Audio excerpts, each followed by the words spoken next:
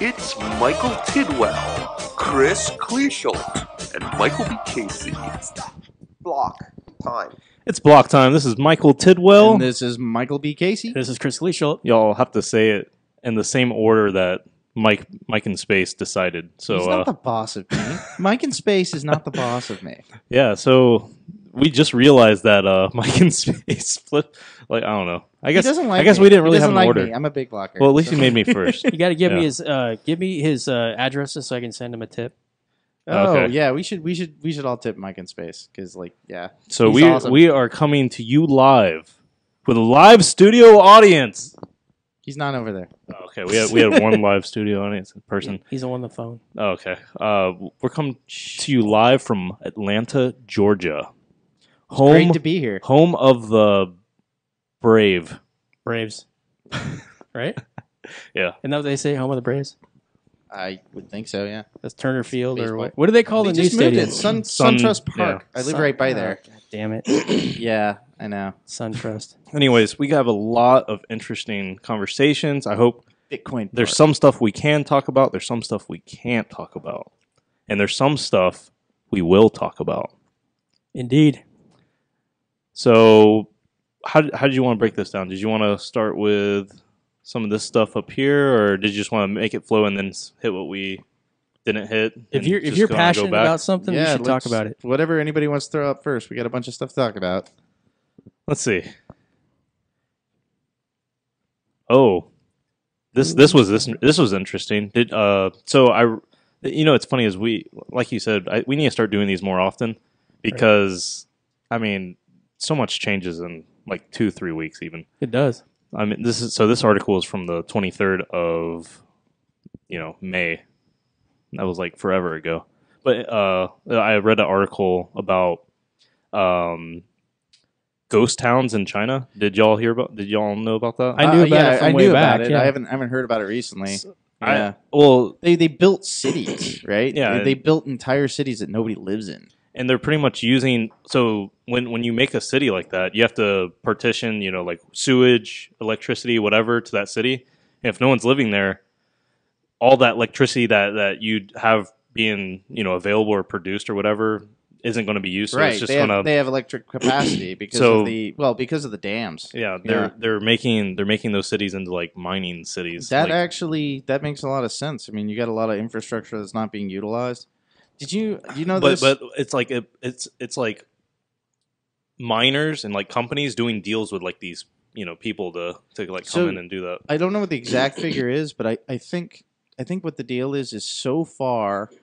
So the past 2 decades, since 2000, China has used or laid down more concrete than the U.S. did in the entire 20th century, just in the last 2 decades. That's I ridiculous. thought you were going to say yesterday. Well, I mean, they're good, but they're not. I mean, how much concrete do you think they laid during the Olympics? Oh, a lot, but I mean, but that's only one city. I mean, they've been building those ghost cities and Yeah. stuff like that. They've That's been why- building those ghost cities ready to Right. pounce on Bitcoin. They knew it ahead of time. They did. Well, I think that's the Conspiracy. thing is they've been building as a massive public work project. And well, for one thing, it's kind of smart in a way because they're building this infrastructure even though they don't need it yet. So like when they do need it, it's there. Like that's the biggest problem we have right now is our infrastructure is falling apart. But yeah. So I thought that was interesting. I just want to make gonna start with something light that Did you- doesn't take too much time. Did you also hear about that same story that when they built cities, they modeled them after like Paris? There's a Paris city. They have like an Eiffel Tower. That's Are you awesome. serious? Yeah, totally. Yeah, that's They like cool. mimicked. They have one for Venice, one for Paris. Thank God they're not copying like Atlanta. I think they have a Las Vegas one too. Why would they? I was about to say like thank God they're going for something interesting. Bunch of barbecue joints. Yeah. it's like a lot of spread out, like a big spread out city that isn't really even a city. Yeah, with Unless you really- go like to Midtown. with or really Buckhead. narrow roads and like just overpopulated with cars. Yeah. Well, So they need more gridlock is the thing. So they have to model Atlanta. 'Cause they want a city that's innavigable. we So- we envy your commutes. yeah. In China? Or if they're going to, if that might be one of the reasons. Yeah, to model because Atlanta. it's a sign of wealth. they're like, Sitting in traffic It's for a an sign- hour a day is Yeah. our right as Americans. yeah. They're like bragging to their friends. You know how long I spent in traffic today? I spent 90 minutes. I spent 2 hours. And if you're not from Atlanta, we're not joking. You can That's easily bad. have commutes like It's like that. really bad. Yeah. So none of us went to consensus. Well, No. sort of. I mean, people from my company did. Oh yeah. None of us None of us. True, that's specifically.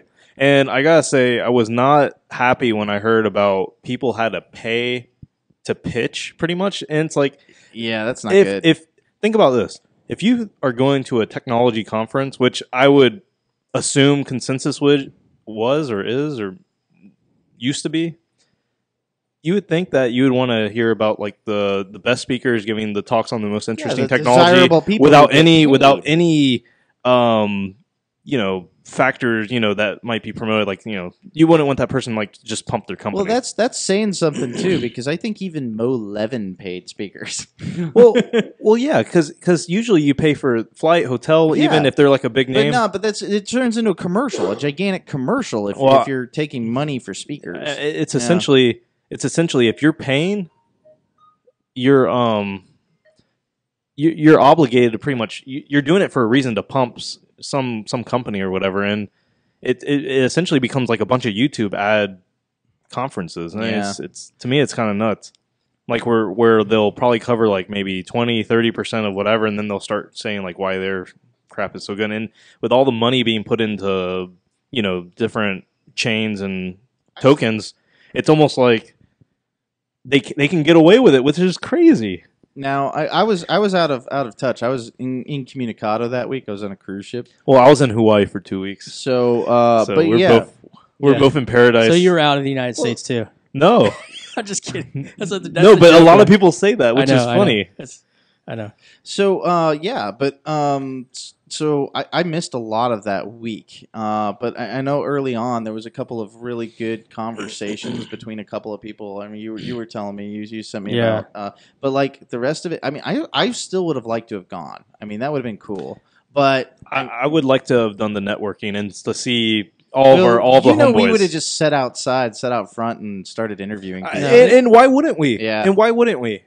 We probably wouldn't because it's New York, and Yeah. we wouldn't bring all the equipment with us. Yeah, But- I would. Well, yeah, we could pack up a suitcase and bring it, but why would you subject yourself to listening to a pitch? Like Yeah. that's like nails on the wall. This is to me. early '90s Comdex, right? So the way Comdex started, exactly the way consensus is building up, right? You basically you charge as much as you can for as long as you can, and then you just burn everybody out. Next year, Comdex will be smaller because no one wants to pay. You mean consensus? I'm sorry, Yeah. Comdex is Well, I dead, mean, it right? depends. It depends on what the price of Bitcoin does, I think. Well, 'Cause- when the consultants stop what they're doing, and they're not going to be willing to pay $1,600 or whatever. well, I don't know. That assumes that blockchain dies, which may or may not in the next year. I don't know. Tickets. Well, I mean, they're more expensive the closer it is, right? I think when I looked, it was like $800 or something. $1,500 when I looked. Okay, so I that's- looked and I was like, no, no, thank you. I'm Yeah. not going to do that. It's yeah, like- like right before it was probably like over 2,000. It's expensive. hey, Plus, you have to can pay you to speak. move it a little bit so I'm in frame because I have to lean in pretty hard. See, like I'm back here.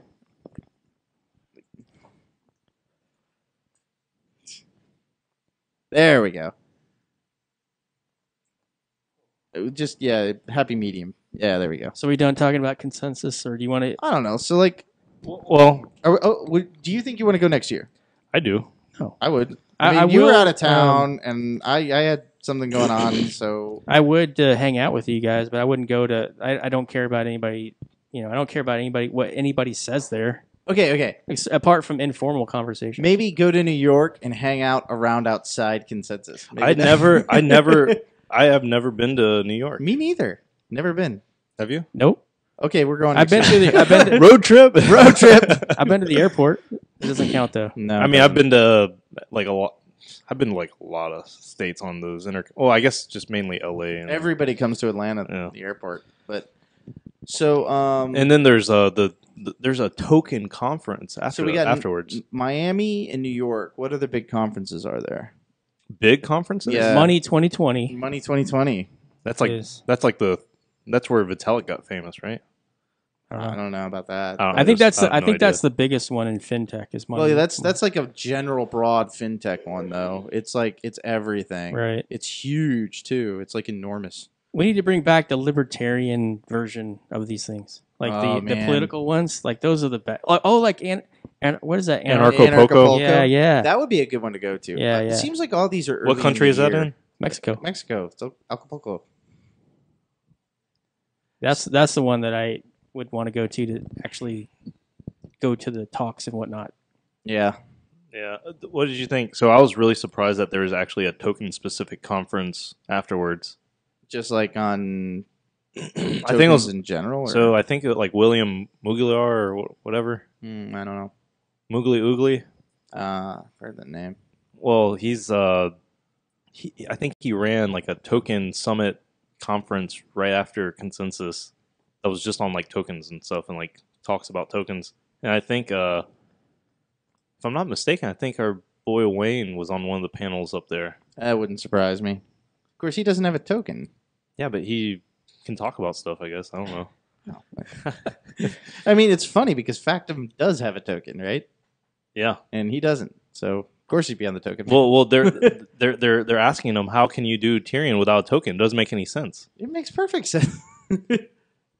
Well, yeah, to us, But where's the profit? It doesn't make any sense if you're trying to make money. Damn it. Right? he needs Tyrion coin.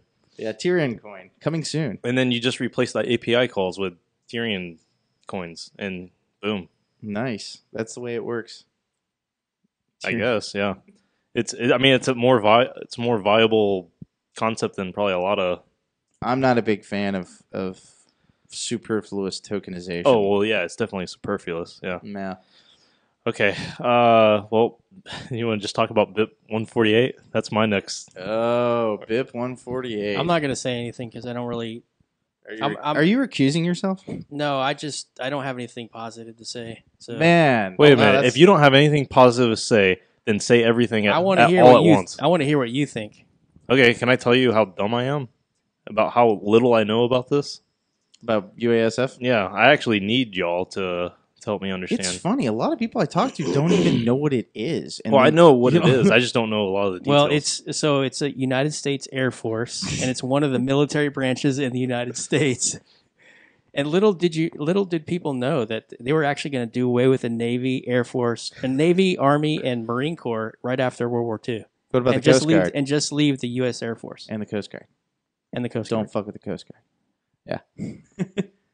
So I didn't know that. I didn't know So that. that's what UASF stands for? exactly. It's the United States Air Force.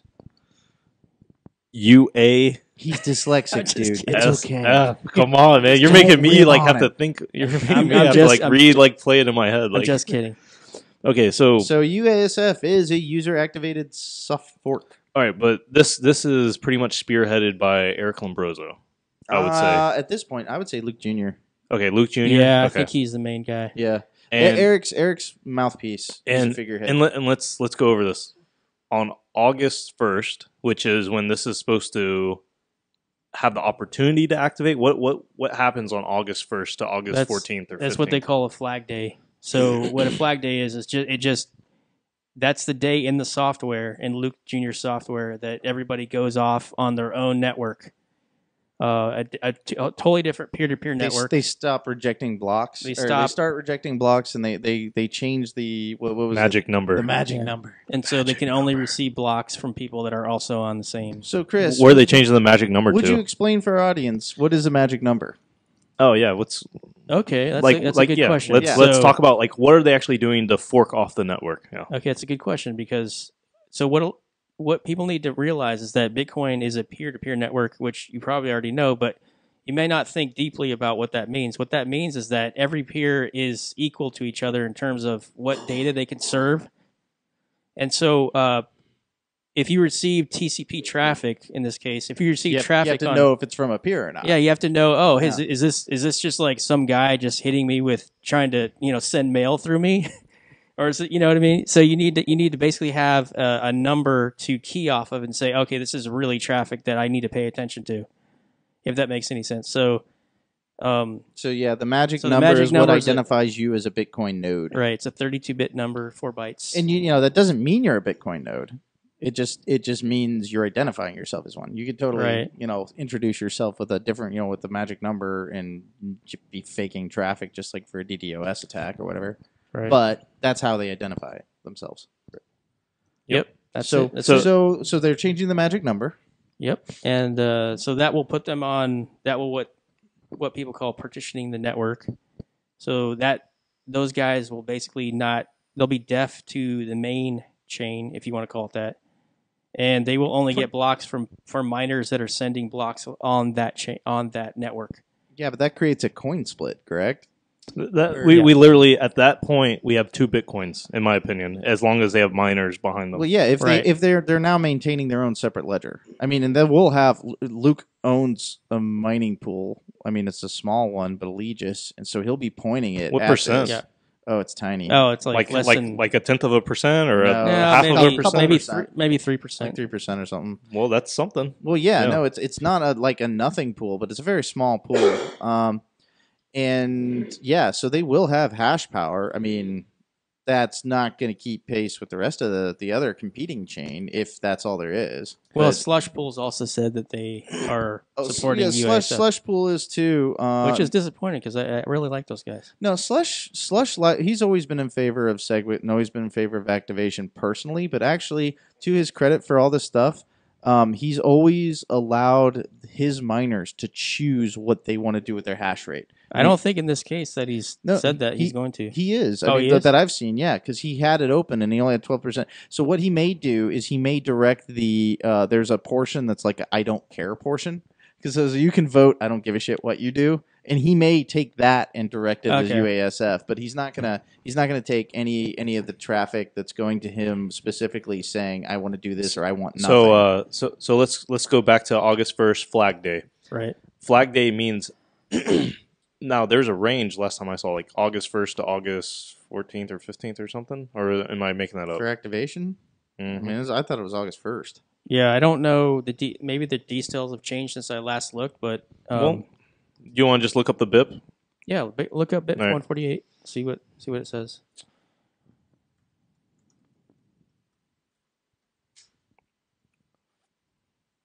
Oh, you could type in BIP 148.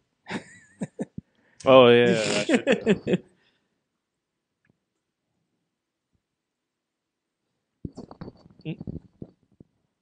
So All right, so it's been interesting because we are looking at GitHub now. See, this is what sucks about not having the webcam, because now they can't see what we're yeah. looking at. We're looking at the GitHub of BIP. Well, you can 148. actually put it in as another window, right? Oh, you're not on the same one.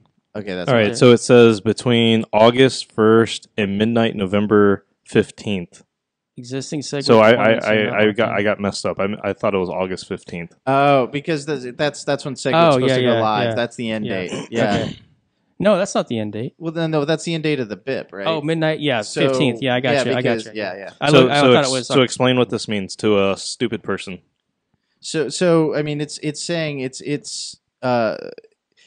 useless once Segwit activates. There's no point for BIP 148 because its whole purpose is to get Segwit activated. It's not an activation to Segwit itself. It's a way to force.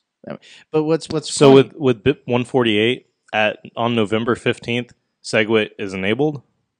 well, yeah, if it goes according to plan, yeah, that's. I mean, actually, Well- before that, well, hold I mean, on. it'd be locked in. According to locked in plan, before that. according to plan, Luke Dash Jr. is going to mine this. No, he's going to mine BIP 148, but BIP 148 is not in itself Segwit. BIP 148 is a refusal to accept blocks from somebody who is not. Yeah, but at that point in time, you're going to fork the network, Yeah, they're going and you're going to be on your own chain. So then, by Mhm. November 15th, why wouldn't? right, but that chain is still not running Segwit. Yeah, at but that does it point in time. automatically Well- run Segwit on November 15th? Well, that's when That's Segwit's the supposed to date go. now. Like the 95% timeout. You know how it activated last November 15th. That's a year from then. So they have until that time to get the regular, Segwit, which is that was the original plan. Yeah. And then after that, it expires. On November 15th, the original Segwit proposal, the BIP that's in now to activate Segwit, expires if it doesn't. So if everything was left the same, and in November 15th, so what's their plan? To do user-activated soft fork and then activate Segwit? Well, yeah, that's Like the plan. immediately after they Well, hard fork? right. Their plan is to force an activation. Or I guess this wouldn't be a hard fork. What is this considered? It's not a hard fork. It's not a just hard fork. basically It is a coin it's split. full non-mining nodes not accepting blocks. So they'll to those yeah. nodes they will not they will only have Segwit blocks on there. They will diverge almost immediately.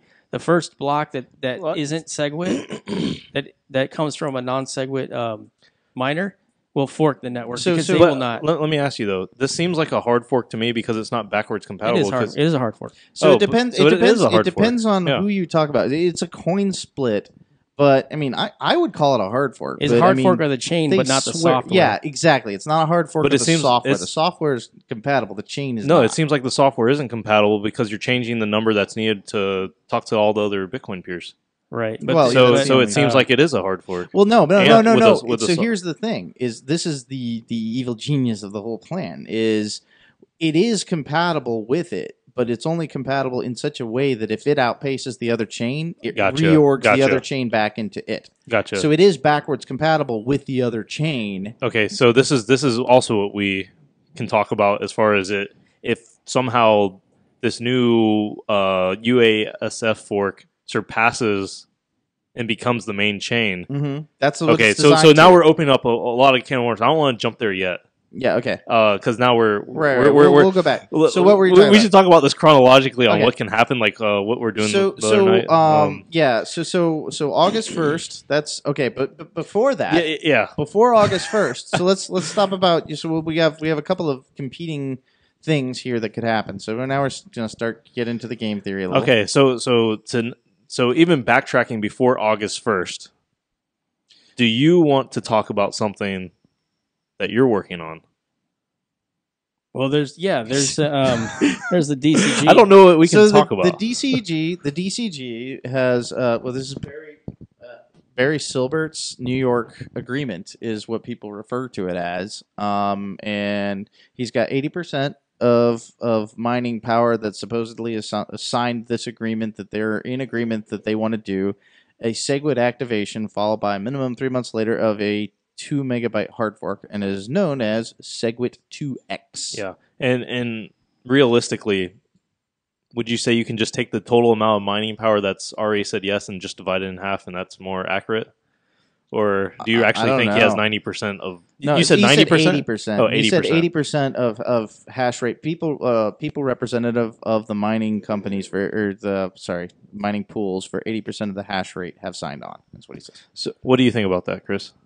I think it's perfectly legit. I mean, the stories that I heard is that he was really working the phone. So up a consensus, Who? Barry so Silbert. Barry Barry Silbert Silbert, okay. had people that were actually physically calling people and getting them to sort of know what he was up to and all that kind of thing. So he was really doing the legwork to get people on board with this thing. I just find it funny. We had the Hong Kong agreement. Now we have the New York I know, agreement. I know, And it's the same goddamn thing. Well, roughly the same thing. Roughly, but I mean, Yeah. it's very, very close. It's Segwit first and then 2 megabit hard fork after. And that's... So they have. It looks like on June 16th they have alpha. June 30th they have beta, and then July 21st they start signaling. So signaling, July 21st. So that's... I released an alpha today. Hey! So Congratulations. you're 7 days early. Yeah, I guess so. We have a That's good. test net up and running. That's that kind of thing. So I mean, we're ready to get this in the hands of miner. There's a couple details that we need to work out, specifically around the flag day versus the X plus 3 months is what we're calling it. So the plan is 3 months after Segwit becomes active or is locked in. Yeah. So the moment we have 80%, Segwit will become active. So Segwit becomes active as a soft fork as soon as Yes. it hits threshold. Right. Okay. And then, Which is 80. So 80% the of mining. people will rejoice. yeah. So do you remember that's BIP 9 signaling? On, If- on do bit you have number- any advice for people when that happens? I think if we're in the, if you go 50, 60%, if you see that, if you go to coin.dance, you can see how people are signaling. And if you see the Coindance.com, by the way. or is it, No, no, it's it's coin.dance. Is it really? Yes, yeah. it really is. It really is, yeah. It's odd. It's an odd domain. It's very weird. TLD. I didn't even know dance was a top level domain extension. I know. It's weird. I know people are like, "Hey man, I'm really into dance, and I'm a coin collector too, and I'm going to go to coin.dance. What is this?" It's weird. I'm sure that's how most people stumble on this website. All right, yeah, go under blocks there. I think it is. Yeah, that's the only place I go. No, Yeah. it's blocks. I meant blocks. Like Blocktime. Never heard of it. Time. They don't sound very Block. popular. Time. You do pretty good on Block. Dress. Time. Blocktime. That's pretty good too. Okay, yeah. So Segwit2x thing. I've got a lot of criticisms around it. We want to see if this can be done. Can we make it's more like an intellectual exercise here. Like I'm less interested in the technology per se of what we're doing. And I'm more interested is can we change Bitcoin? Can Bitcoin be changed? So is this about the hard fork? I'm not over the moon. The other half of Segwit2x is, is that what you're talking about? Are you talking about the 2x part or just in general where you can even get this to work where 80% of miners Yeah. agree on something? Like this isn't my favorite, proposal out of this whole thing. It's more like, okay, well, we're giving away too much to the Segwit crowd. If, I kind of count myself included the Segwit crowd. I'm glad to see Segwit is going to be activated under the circumstances. I don't, I have the same criticisms as a lot of people when they say, oh, I wish they would activate at the same time, the 2 megabyte hard fork and Segwit. That would be better for me. That wouldn't be perfect, but it'd be better. But that's not what's going to happen here. Yeah. Well, there's a couple, we were talking about it earlier, and there's a couple of reasons why you don't want to do that. You don't want to have a rush, quick, right now hard fork. You got to have people give them a chance to upgrade. So who are the Right. main devs on Segwit2x? Well, right now, Jeff Garzik, he wrote, and Sergio Lerner, The Right. rootstock guy. yeah, he wrote most of the code, the actual code itself to do this. It's very thin, by the way. The patch is probably less than 500 lines. And probably it's less the than 500 100 lines on top of Segwit. I mean, it's Yeah. it's very basic. I mean, you look in there, you're like, okay, let's see what they're. I mean, most of the changes are what you would expect, right? Moving the max block size and that kind of thing. So, what we're hoping for, I'm actually is- surprised that it's that many lines of code on top of what's already been written for Segwit. that was generous. I mean, I would bet that it's like less than 100. Okay. That sounds more... But So what are the changes? What's Okay. the delta from Segwit? I mean, let's talk about the bit headers, the BIP9. okay, Yeah. so it is a BIP9 style, BIP9 style change. So what we're doing is we're signaling on bit number 4. So right now, to give you context, Segwit now is signaling on bit number 1, and so 3 more over. If that bit is set to if it's set to 1, then Yeah. What? Yeah, and you did a really good job like last year explaining all that on how you can signal right. multiple things at once. My So, question... well, hold on. Before that, though, I mean, because it is important, because what is Segwit? The current implementation of Segwit, the one UASF is going to be on, it's writing on a different bit, right? Yeah, it's a different bit. Yeah, The UASF Segwit is bit 1, right? yeah. It's the main Segwit is bit 1. Yeah, main Segwit is bit 1, and then UASF follows that. So this is going to be a different implementation announced. So it's they don't cross over necessarily, right? No, they don't cross over. Yeah. So that's an important point for And the game and theory sorry, later. I'm sorry. The delta between Segwit and your version of Segwit, not including the block size, but just Segwit versus Segwit that Sergio wrote or whatever. What's the difference? It creates the hard fork. It creates the 2 megabyte hard fork. So the 3 code, months the from code, now. the code as Yeah. written Okay. will execute that, right? Right. So it's got the hard fork baked in. Of course, I would expect an alternate version to come out from Core that has all the other stuff. That Yes, there strips will. that There will. completely Now out. this is conspiracy talk But- again, but so or at if- least by if, Luke Jr. If not Core, he'll do. No, whatever, I think a it's like- core release. So we're at 0.14.1. That's the latest version of Bitcoin Core, right? And so I think what'll happen is we'll have immediately after we get 80% on this thing we call BTC1, which is the By the way, that's what the repo is called. You're immediately going to see core release 0.14.2, and it will have, it'll just basically be a continuation of what they already have, which, it's sort of like it's what we have by omission, it's basically, so they have plausible deniability and say, oh, okay, well, we're just going along a roadmap, man. It's not our fault that we took out the hard fork, that kind of thing.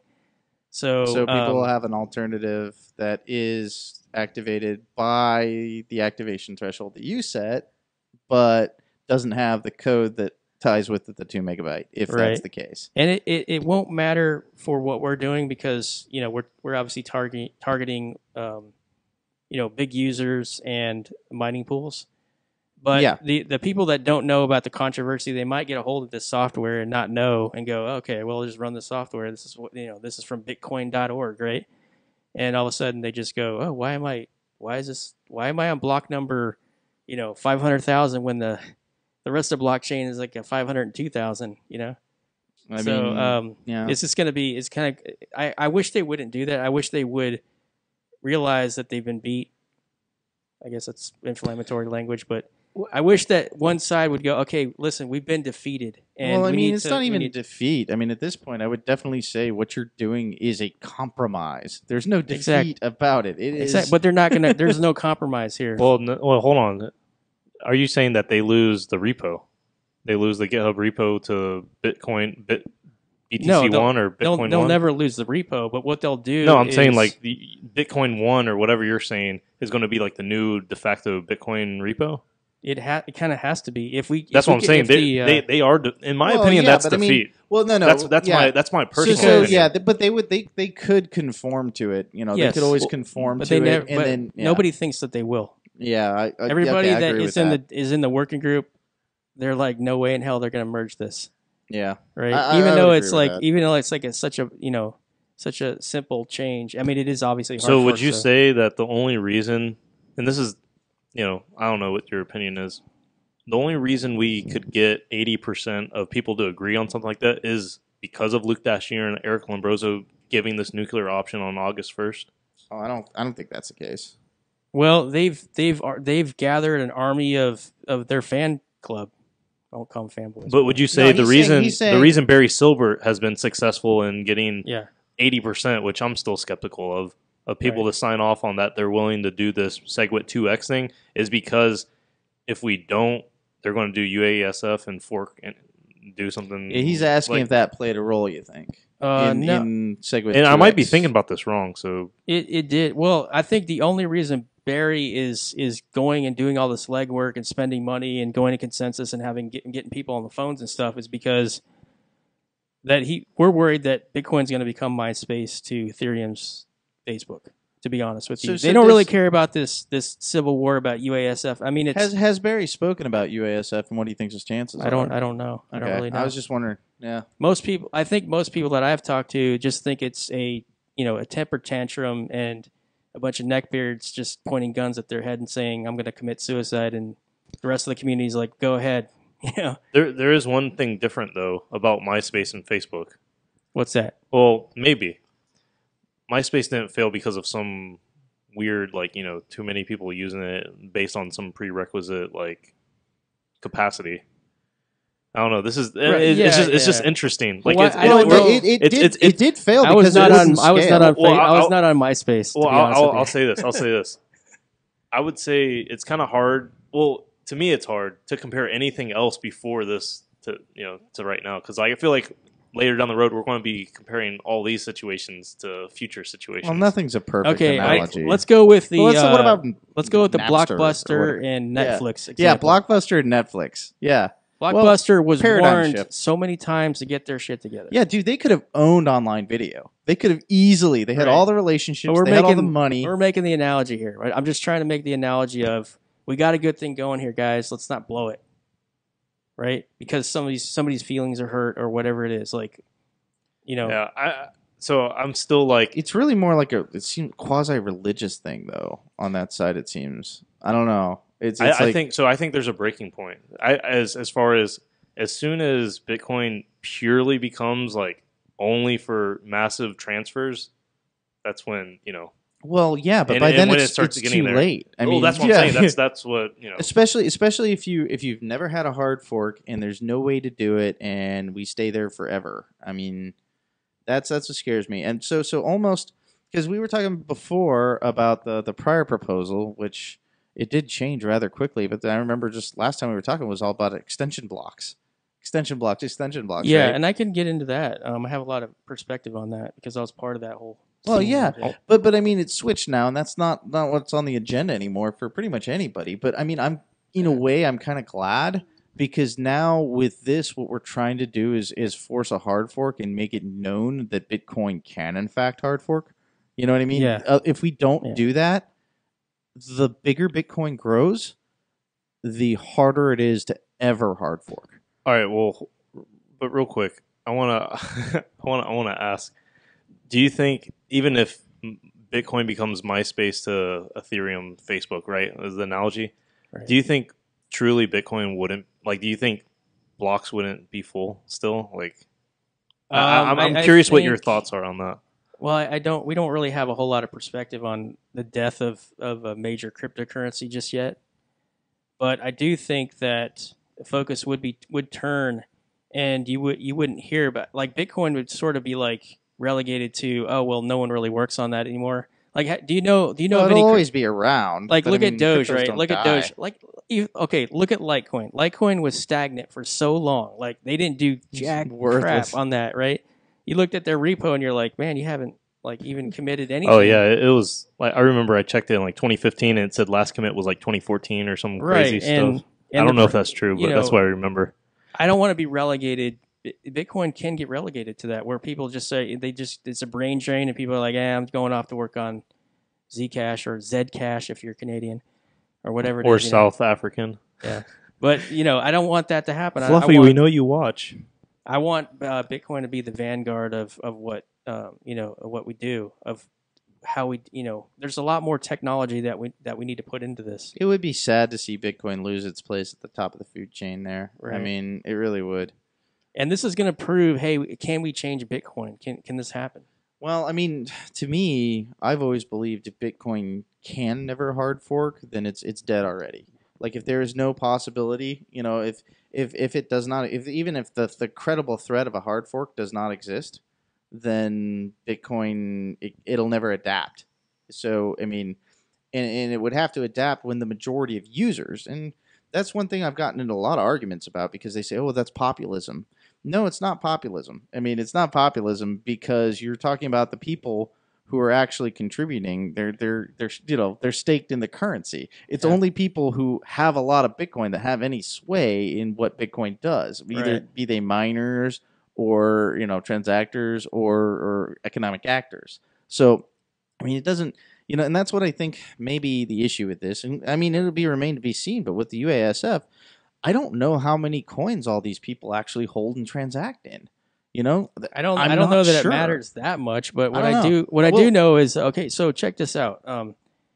It occurred to me that you have this condition where, people invent something that they, it's their baby, right? And possibly they're not mature enough to realize that they have to kill their baby sometimes, right? They get to the point where, Segwit law, if Segwit isn't activated by now, there's a freaking reason. You know what I mean? There's a reason why it's not activated by now. It's it's because the miners don't want it inherently without exactly some sort of bigger block provision. Right, and they don't want to be stuck forever at 1 megabyte. So with tier 2, that's you have to be mature enough to go. Listen, this is not working out. Segwit isn't working out. So let's try something different. I would have tried something different way before now. If I were if I had if I had the GitHub keys and the signatures to release things and the cred and all that stuff, right? If I were Peter Willa and Vlad and all those guys, I'd be like, yeah, it's not working out, guys. They're not. The network isn't accepting this. And I realize they're like, well, it's just the miners. It's like, well, dude, you know what I mean? It's like, if the miners aren't accepting it, that they're a part of the ecosystem, right? They're a constituency of Bitcoin. Yeah. Get over it, man. So the reason that it does matter, the economic power of the people on either side of this is what very well what they part of the game theory of UASF. So what they think is going to happen is there's going to be such an overwhelming groundswell once it activates that everybody who's in favor of UASF is going to dump all of their old legacy coin for UASF coin, right? And they'll sell it all, and then so the price of what I would term to be Bitcoin will tank, and then their UASF version of Bitcoin is going to go up. And then so their game theory then is that since the price went up so much, miners they're not gonna mine Bitcoin, they're gonna switch over to the other chain because they make more money. So that's the theory. And I don't know if that's gonna play out like that. All the perspectives say that it's very unlikely to happen that way. The only way they could make headway is if they succeed in playing chicken. It's just a giant game of chicken. And some of the this is the tyranny of the majority. Like you have people saying, "Well, the users say this, the users say that." It's like, okay, my company is probably the biggest. Users on Reddit say that. My company is probably the biggest user of Bitcoin there is. So this is proportional. This is all if the biggest user isn't, going along with it, you have to scare them into going along with it. And since they know they're trying to scare you into going along with it, you're like, I'm not falling for that. Well, it's a really, really odd position with BIP148 because if you look at Blockstream, who are all 100% in favor of Segwit, and they're not in favor of a hard fork, it's funny, they're not in favor of a hard fork, but this is still not viewed as a quote-unquote hard fork, even though, there's a large rate, because the whole reason you avoid a hard fork, really, is to avoid a coin split, and this definitely 100% causes a coin split. There's no two ways about it, right? Right. But at least we have mechanisms to where it's going to be very difficult for miners to be in the majority for long, unless they just take a stand and they just don't mind, throwing money down a drain for a while. Yeah. Well, I don't even know. Well, it's so weird, and so BIP148, Greg Maxwell has come out against it. Exactly. Yes. Yeah, Greg Maxwell himself. So Luke Jr.'s for it. Eric Lombroso's for it. I think even Adam Todd's for it. Even Adam Backus said it's probably not a good idea. No, Adam Backus said it's not a good idea. Yet he goes on Twitter and he uses it as a club to activate Segwit. He says, "Oh, well, we need to activate Segwit, otherwise this is going to be bad." And he said that repeatedly. So he's not for Segwit 2 megabyte, at least that I've heard. He's never said anything about the subject, not since his 248 plan, years ago. Right. But have you heard anybody from Blockstream comment on Segwit 2x at all? I don't think I have. Yeah, I have. So there were 2 pull requests to Segwit 2x so far. The second one is the one I've been talking about, right? We're getting they're saying the static's really bad right now. All right, we're back. All right, I think we fixed it. Yeah, I don't know what we fixed, but we fixed it. I think we rebooted it. I think that's what it was. I don't know. I did so many different things that. So peeps, I'm going to ask now. Tell us, are we good or staticky? Yeah, it's fine. Oh, okay, yeah. Good. All right, cool. All right, hey, thanks for chiming in. Yeah, that really helps. Yeah, appreciate it. Sorry for the technical difficulties. Yeah, and if you have a question during the, whatever, just make it to help us, like what most people do. Make it all caps question : and then your question, so we know like you're asking us a question. Our parsers can. Yeah, so my parsing can pick up your. I can do my brain regex when I scroll through. I gotta apologize. I'm coming off as negative. I'm just not negative about this. I don't dislike anybody. I don't like Luke Dash Jr. Those guys. I talked to those guys online before. I don't. I'm not against those guys at all. It's easy to get really partisan about this stuff. It just is, and it's just so heated. And I'm just more disappointed than anything. I'm kind of, like Bitcoin isn't as exciting as it used to be because of some of this stuff. So I want to get back to those days where, I'm happy to to be testing things out and all that. Well, I think that's true of both sides of the debate. Both are just sick of it. This has been going on for 2.5 years now. Yeah. It's just everybody hates it. But Hey, I have a question. So what would make you excited again? Would it be 2 megabyte blocks in Segwit right now? Would that make you No, ecstatic? not even what I'm working on now. I'm not excited about it at all. What would make you excited? Tell me. Like what's your idea of like, oh man, this is great. Bitcoin I all think, the way. Honestly, I think if NVIDIA and Intel, AMD and Intel, if they were to announce, if they were to announce that, hey, we're pumping out GPUs, or we're even going right straight to ASIC, and we're gonna compete directly with Bitmain and all these other big manufacturers, I'd be like, hell yeah, that would be really awesome to see that. But that's not really related to the consensus stuff, but. yeah, that would be cool if we could democratize. You're serious? That's what would make you excited? At this point, yeah. I mean, homomorphic encryption and all that stuff, that'd be awesome too. But all right, and you know what makes the other 99% excited, right? When the price goes up. Yeah, the price is going to go up. I just don't want Bitcoin to die. You know what I mean? Because I'm not a believer. You guys know I'm not a believer in Ethereum. So, what else is there? Right? There's. I mean, we can go to talk about Monero, Zcash, or something like that. If Bitcoin does fail, like if it fails, then it'll go to a runner-up. I mean, you can't say for certain who that runner-up is. Like, who is that? Litecoin? It depends on the scenario of Bitcoin's failure, is what I would say. Well, so if Bitcoin absolutely refuses to scale, it's deadlocked, it can't scale on-chain or off, then I could see the majority of the Segwit crowd just going over to Litecoin because it's got Segwit I have a theory on what would happen. I think people would fork Bitcoin on all the whoever owns all the UTXO sets or whatever still owns those, and they would just change something dramatic and just change the direction of but that's just like a hard of the fork. blockchain. That's but I think that's what they would do. No, that's really interesting because that's been the theory behind what's going on at work too. Is people talk about that some big player might, create an ICO that's a fork of Bitcoin, and release 1 million coins to themselves, and then just sell those off. I would not trust kind of that. That to me is not Bitcoin. You're changing. I know, but we're old time Bitcoiners. Like, you got a bunch of noobs that they don't know better. I mean, the number one key cap of Bitcoin, the key property in my view, is the 21 million Bitcoins. If you fuck with that, that's it. It's not Bitcoin. I mean, in my view, I don't view the 1 megabyte cap as being a differentiator of Bitcoin. I would say probably for now at least, ECDSA is a defining characteristic of Bitcoin with that particular curve, right? But I mean, that could change too, and it would still be Bitcoin. But if you fuck with the cap and issue more coins or change the emission schedule, I don't know. To me, that violates the social contract. I have a question for Chris if you want to take it. Yeah, sure.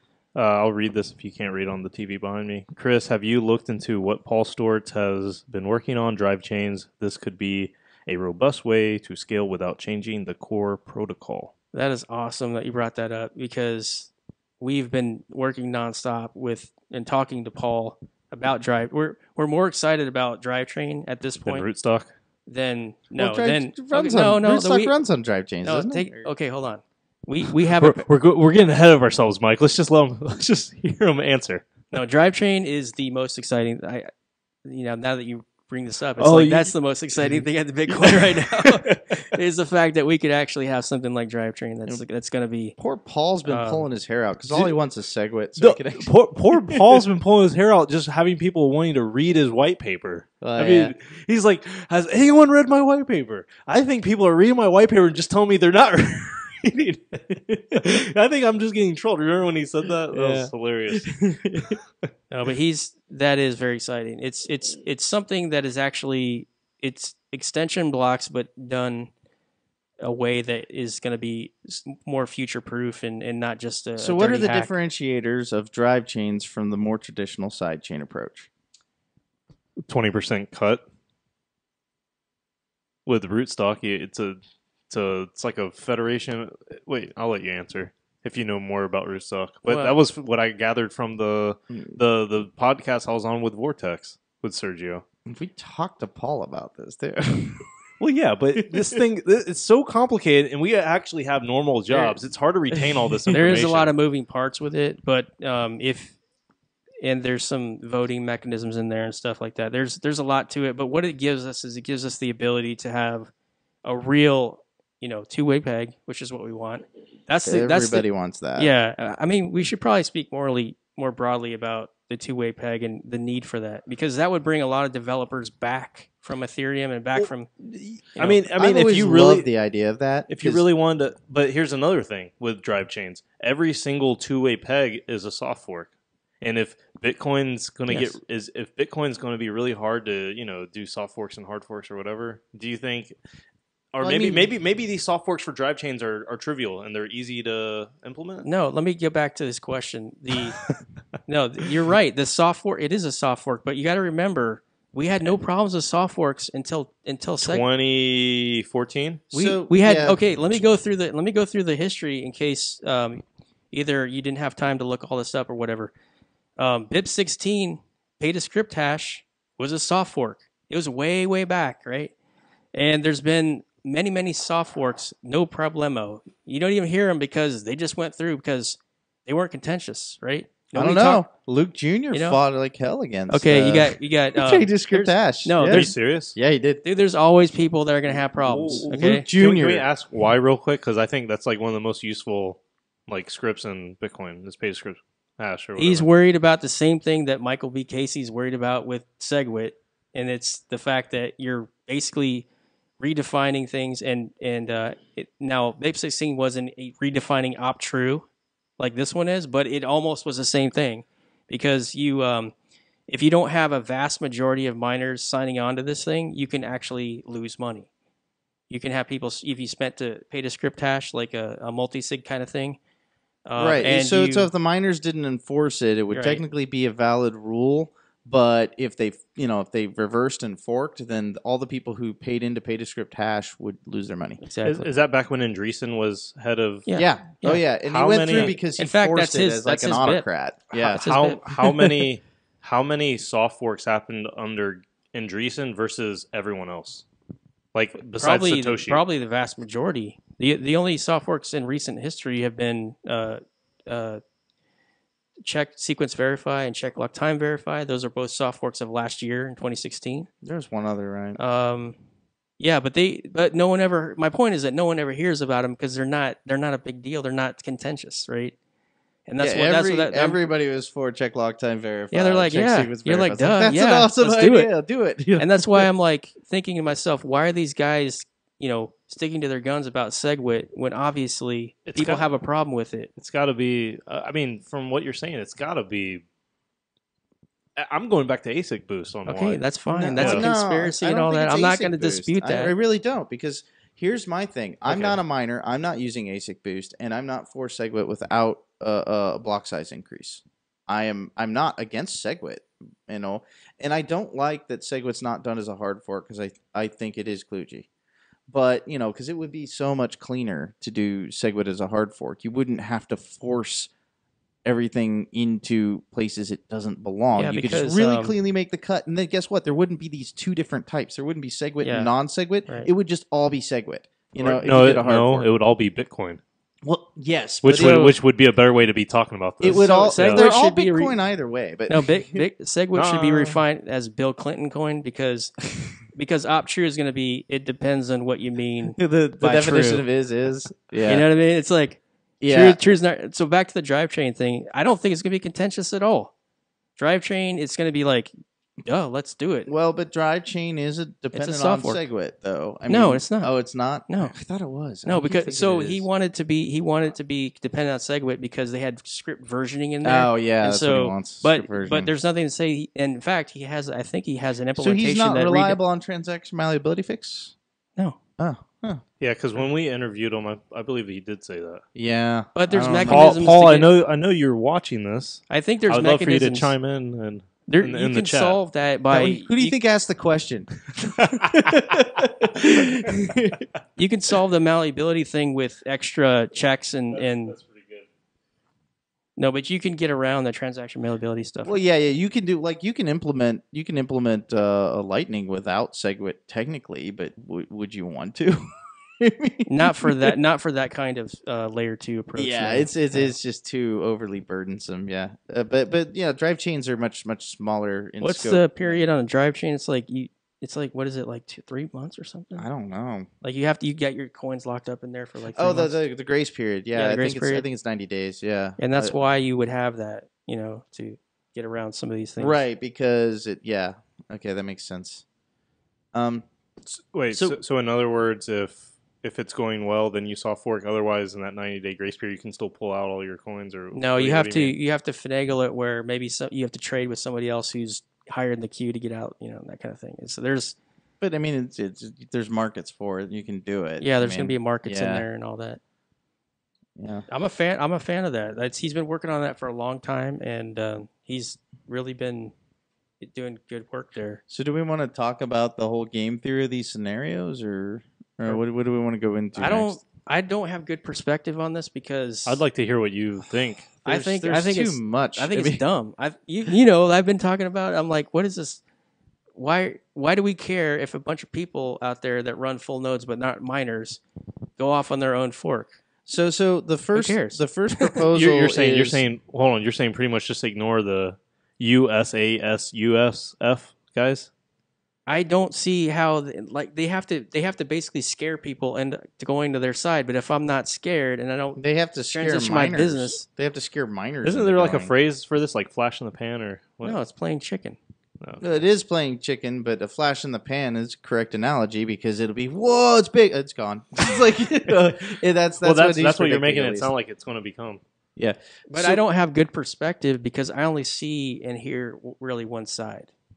Well, I mean, we all live in our own little kind of bubbles. I would say I try to hear all sides, but it's really hard because I mean, prejudices being what they are, everybody picks a side, and then you start listening to that side, and you read less about the other side. It's human nature. But so if we get a little bit to the game theory aspect, so you mentioned July 21st. That is the date that Segwit2x is supposed to activate the Segwit side. And that becomes not just locked in, but active on that. But, as we said before, that is signaling on bit 1, which is incompatible. No, bit 4. Yeah. Sorry, I got to flip. Yeah, BIT4, not bit 4. bit 4. Yeah, which is, just to be clear, not a Bitcoin improvement proposal, but actual where it's going to be in the 32-bit the allocation fields. register for bit 9. So and as soon as you're done with, like, let's say bit one, and that's like done, you can reuse that for another clear. bit, right? Yeah. Right. Okay. And people can signal bit 4 just because they're thinking about something else, which is totally stupid to me. Like, I'm not a big fan of bit 9 for that reason. It's like, well, who controls who controls who gets what bit? Oh, you have to talk to Luke Jr. about that. You're like, what? Yeah. You know what I mean? That's part of BIP 9 is you have to talk to Luke Jr.? Pretty much, yeah. Well, that's part of the BIP process. I mean, he sort of has to like give you like he has to He's the one who assigns the numbers.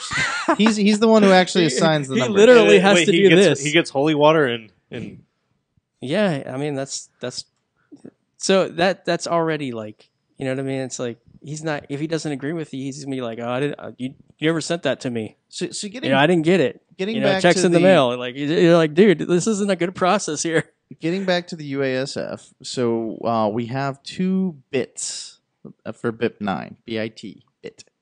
So we have 2 of those. We have BIP 1 and BIP 4. One has the so scenario 1. Let's say that there is 80% hash power and Segwit2x activates a week prior to UASF. And UASF guys rejoice because they just want Segwit. They don't give a shit. Though those guys definitely will likely try to cut out the 2 megabyte hard fork portion of the code, but they'll take Segwit. So if that happens, what happens to UASF? Because can they disable it at this point? Because it won't be compatible, right? There are people running it right now. I don't think that they'll care. I think that they've more or less ignored everything we've been doing. Although their leader, Luke Dash Jr., has not. He's been basically turning the GitHub issues into a Reddit thread. Yeah. You know? That was funny how you're describing that the other day, how it's BIP 148 is pretty much a Reddit thread now, or no, the pull request for or the PR has so many comments and like replies and stuff. Oh, on Segwit2x. There's a person named Kekcoin in there. He's that kind of thing. Like, it's like, okay, he's not. I should take that, but like Luke Dash Jr. is not in effect trolling in there. He's not saying ridiculous crap, but he is. I think he is being a bit of an agent provocateur in there, and he's wanting to take Jeff Garzik off his game. And you get a low battery. So I like your game theory though. I don't know what the guys are going to do. I don't know what it is now. I'm just trying to think through it out loud. Because like what happens in that scenario, right? So I know a large majority of those people will just abandon it because there's no freaking reason to pursue it. But I mean, the alternative is they could say, well, we don't want the 2X, and instead of that, we'll just keep our own fork going because we'll reorg. Because that's what the whole point of it is. Right. No, we'll reorg to what we want, right? Right.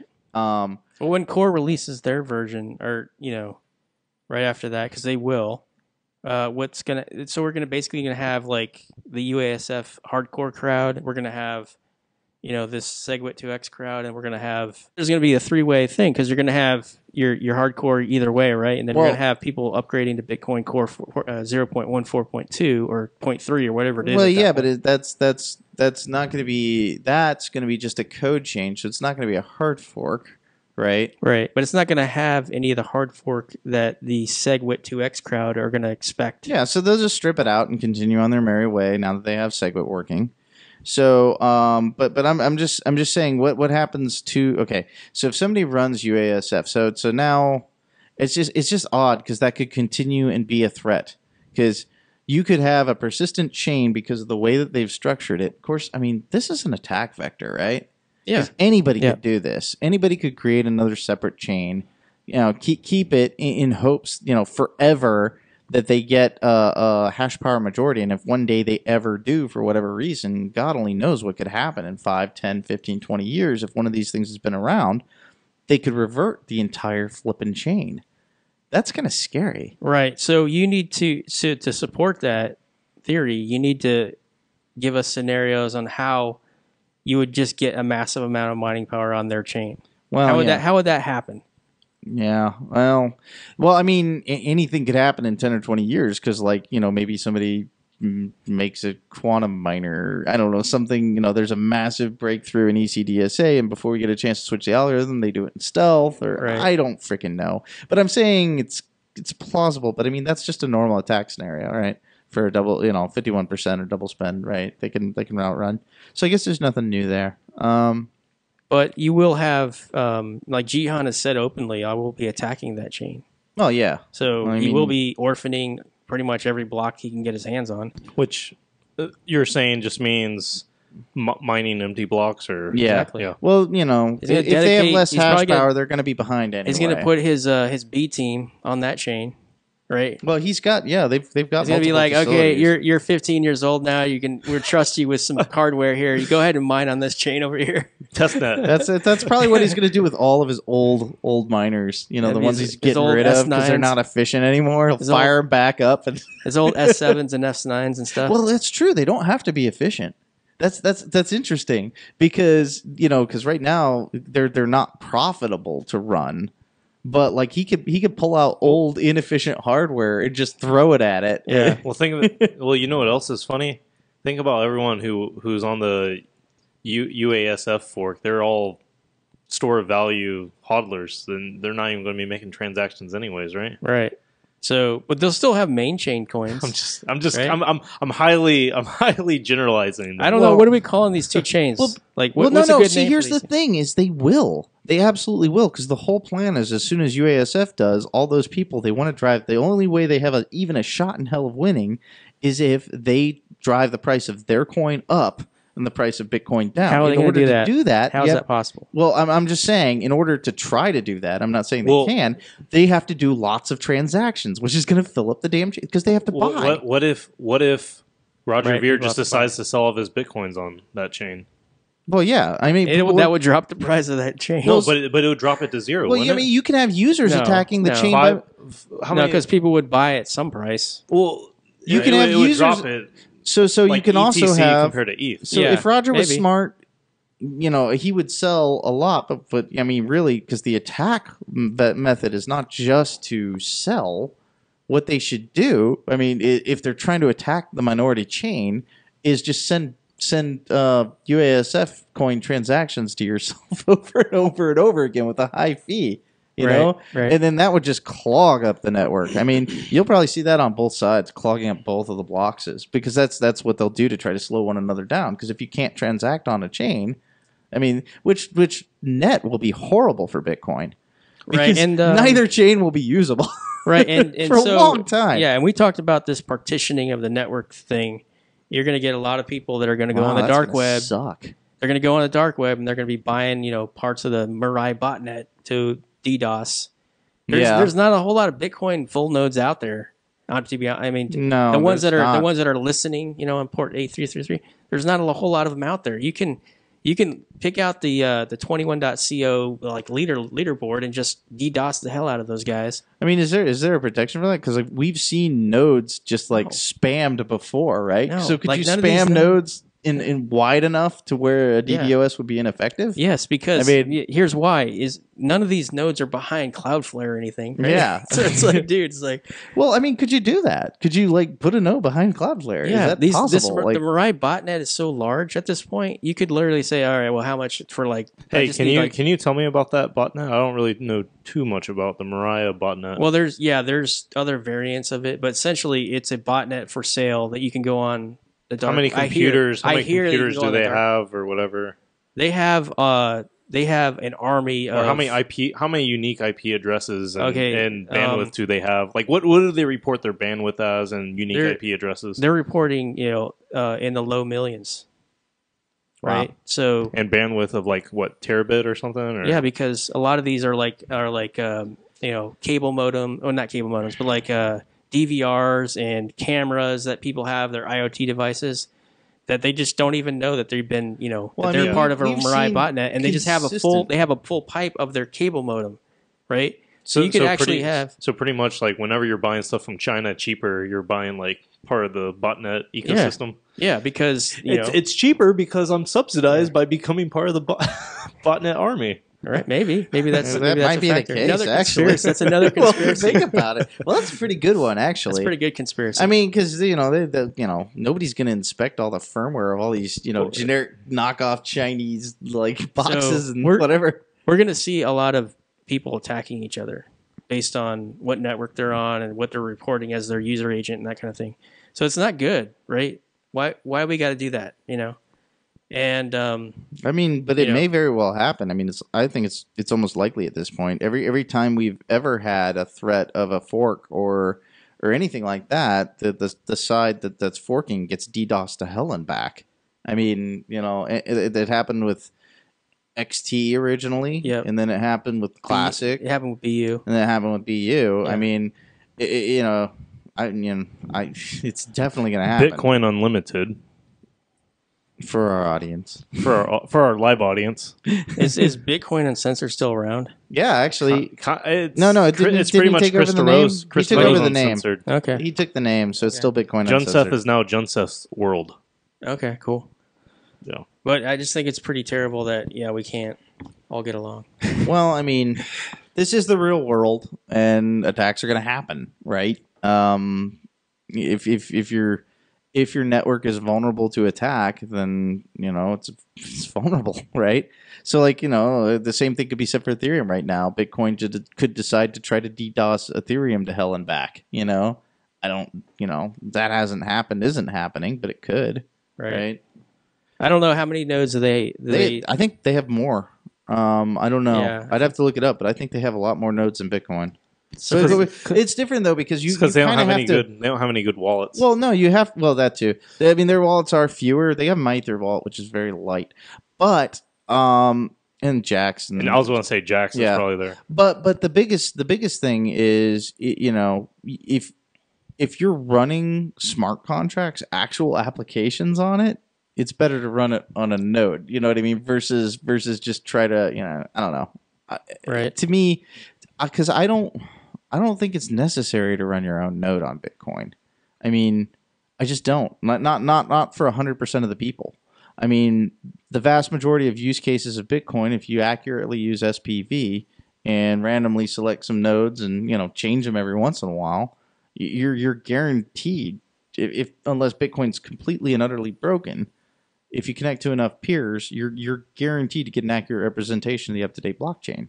So, I mean, and that the SPV in that manner was in the white paper, right? Wasn't it? Yes, I think it is. Right. But the thing is, you don't want, we need to be decentralized, right? Well, we do. I mean, we need to be decentralized. So I'm not saying we should have 6,000 nodes is not being decentralized. Right. It's not. But I mean, that's 6,000 nodes at one. I've never bought the idea that if you increase the block size, necessarily the node count's going to go down. No, I don't buy it either. I mean, it doesn't make any sense because it's I mean, at a certain extent, it will. Well, I mean, yeah, but you can there's some block size that will right. But if you drink 100,000 gallons of water, you will die. That doesn't mean you shouldn't drink more water. You know, you're really making me want to update my ideal block size website to say how much it costs per like block size with current hardware price. I need. I mean that's definitely a thing that's not taken into consideration. Is hardware prices do fall? I mean, well, I don't think. I mean, from me talking to the Jay from BitDevs, I think the issue is more with propagation and validation time than the actual storage. Well, yeah, okay. Storage is less of a concern, but propagation, validation. Well, validation's processing. And again, if you solve the quadratic hashing, then that's a non-issue. That's not really that big of a deal. Yeah, but propagation's all bandwidth, right? And you do have some special concerns with the Great Firewall of China, but other than that, I mean, it's internet's getting faster, not slower. I don't know. I don't know how much of this you can brush aside and how much you can say. You know, right now we could probably run 20 megabyte blocks without issue, or can we only go up to like 2 megabyte without issue? You know what I'm saying? I don't. Well, yeah, I have no idea. Well, that's true, but I mean, I don't know. I hear a lot of people say, no, we don't ever need to increase it. A hard fork is way too risky, and that the voice of that crowd will just get louder once Segwit comes and eases the congestion traffic for a while.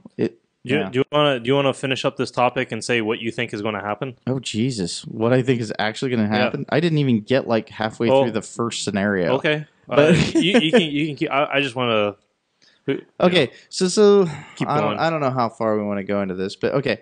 So that was scenario one. Was the Segwit2x passes and the BIP 148 stays alive.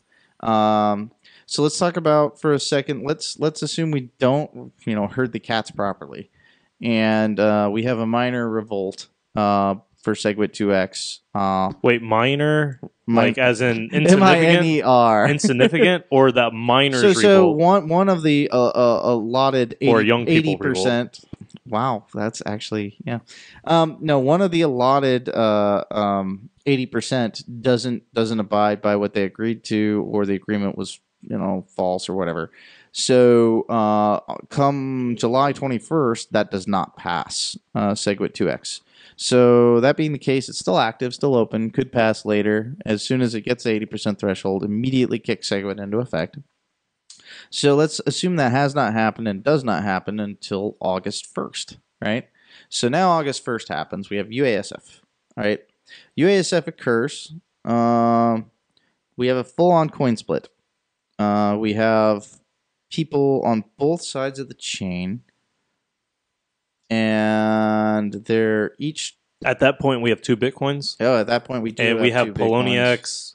Well, listing this whatever. What are they going to even list it as? So all the people on that side, like I heard Trace Meyer talking about it on Dollar Vigilante, and he was saying, "Oh, well, now every exchange has a legal obligation to do UASF BIP 148 because then you run into the ETC problem with ETH, where they." In the coin split, they're not giving people where like Coinbase was like obligated to give people their Ethereum Classic if they bought Ethereum. Right, but I mean, I don't know that that's true for that. I mean, because what they could do is if they mirror transactions, they could send it to you on both chains. You know what I mean? Just do their own version of a replay attack. Just make sure that they do it, on both chains every time they do anything, and they'd be safe without actually ever supporting it and creating a separate coin for a market, Well, they could create themselves a contractual thing where they just say up front, listen, we know this is coming. We're not giving you this. Yeah. And then it's your decision. Yeah, because there is a flag day on this. It's right. a known. It's a known that's happening. Don't do business with them. us if yeah. And by the way, that side has said don't do business with them if they don't do this. So it's not like they're doing anything that the other side isn't already promoting. Hey, let me ask a question. This Segwit2x thing, is it true? Maybe I didn't listen to this right, but people like Eric Lombroso felt like they were left out of that conversation, or is that not true? He opted out. He He was invited. He opted out of that, and is this in any way? He didn't like it because it was behind closed doors. Okay, is this in any way considered underhand or anything? Like, I mean, is this going against, I guess, Bitcoin Core? But I mean, are they considered to be nasty by Bitcoin Core, or I don't? No, as a matter of fact, there's Slack channel. We have a Slack channel. We have, of course, the GitHub issues. Peter Todd, Luke Dash Jr., even Adam Back have said in the media stuff related to this, right? So they're participating. Like I made the comment about the agent provocateurs that, if the person representing themselves as Peter Todd, maybe someone got a hold of his account, but people are saying stuff in there as core, so they're participating in this process. I'm sorry, what BIP was this that you're? The Segwit2x? Yeah. It's not a BIP. We're not participating in that process anymore, okay. And I tell you why. Sorry. I'm so dumb. I thought maybe y'all haven't written one yet, or no. Well, I mean, that's what I was saying. Hold on, let me get this out. I was saying is that the whole BIP process and the BIP 9 especially too centralized with core, or that you have to talk to Luke Dash Jr. to get a BIP through. Yeah, it's to do the signaling. It's like, well, that's true. Yeah, I mean, that's very centralized. It's literally one dude. Yeah, right? it's like so. You're dude. saying if you have to go through that process, it's already you're going to be screwed. Exactly. Okay. He's going to be like, who are you? What is this? Okay. Well, I'm pretty busy right now. I'll get back to you in 2020. It's like, no. It's like, okay. This whole process is stupid. 33647 says no core dev currently supports Segwit2x. Let me think about it. No. Jeff Garzik is a core dev. I'm listed in as far as a core dev. So I've been listed in the credits. So define a core dev, guest. Yeah, you have to define core dev. What is a core dev? Because remember, we have 100 individuals. Isn't Bitcoin Errorlog a core dev on? Because he updated the README. Bitcoin Errorlog is it. So he updated the README. So I mean, it's very difficult to say no core dev. Oh, why do you have to go through Luke Jr.? Because he does the BIP process. Yeah, exactly. He's literally the only guy in charge of doing the BIP process. Right. He's the designee for the core. Oh, wait, hold on. Let's be clear. Guest 3647. Official core devs. Official core devs. Yeah. So only true Scotsmen. There's no official core devs. No. Official core devs. There's no official core devs. Please take a seat, Chris. There's no official core devs. Please take a seat. As a matter of fact, I'm only talking about the official core devs right now. Like Luke Dash Jr., Greg Maxwell. As a matter of fact, people like Peter Willa have made the case that there are no core devs per se. There are people who do more or less commits. Says one who fully comprehends the consensus code. All right. Oh shit, that might be me. On. I don't even have a commit. Oh, okay. That's a little subjective there. Okay, Okay, you can't define should- that. Okay, We can get into this whole priesthood thing because I've railed against this in the past, and I think it's complete and utter horseshit. To be honest with you, Yeah. Well, Okay. Let's.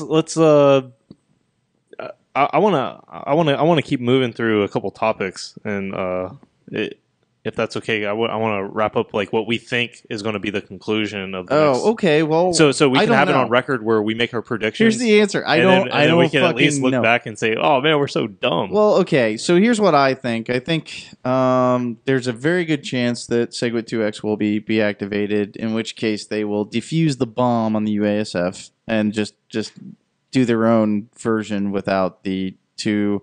And to wit, I think if you have over 80% of the hash rate, you will see a 2 megabyte hard fork down the road, but it's going to be bloody and ugly. And during the 2 megabyte hard fork, that's when we will see the coin split happen. And we may end up with 2 Bitcoins. I don't know if one will die, but I think for a while there will be 2, maybe 3, depending on how it plays out. I don't know. That's my guess. What do you think? I want to hear someone else say it before I make my prediction, so I can use a combination of both of yours. okay. So I think that you will have 80%, but it will be tenuous, right? You won't get much more than that, right? And you will see Segwit activate probably before August 1st, but I can't. I'm kind of. What if it hits like 80%, like 12 minutes before midnight? It will. I mean, people won't do. You will go up to the wire, just like what's happened that's with gonna be fucking awesome. Litecoin. I think so, but I will think that the hard fork.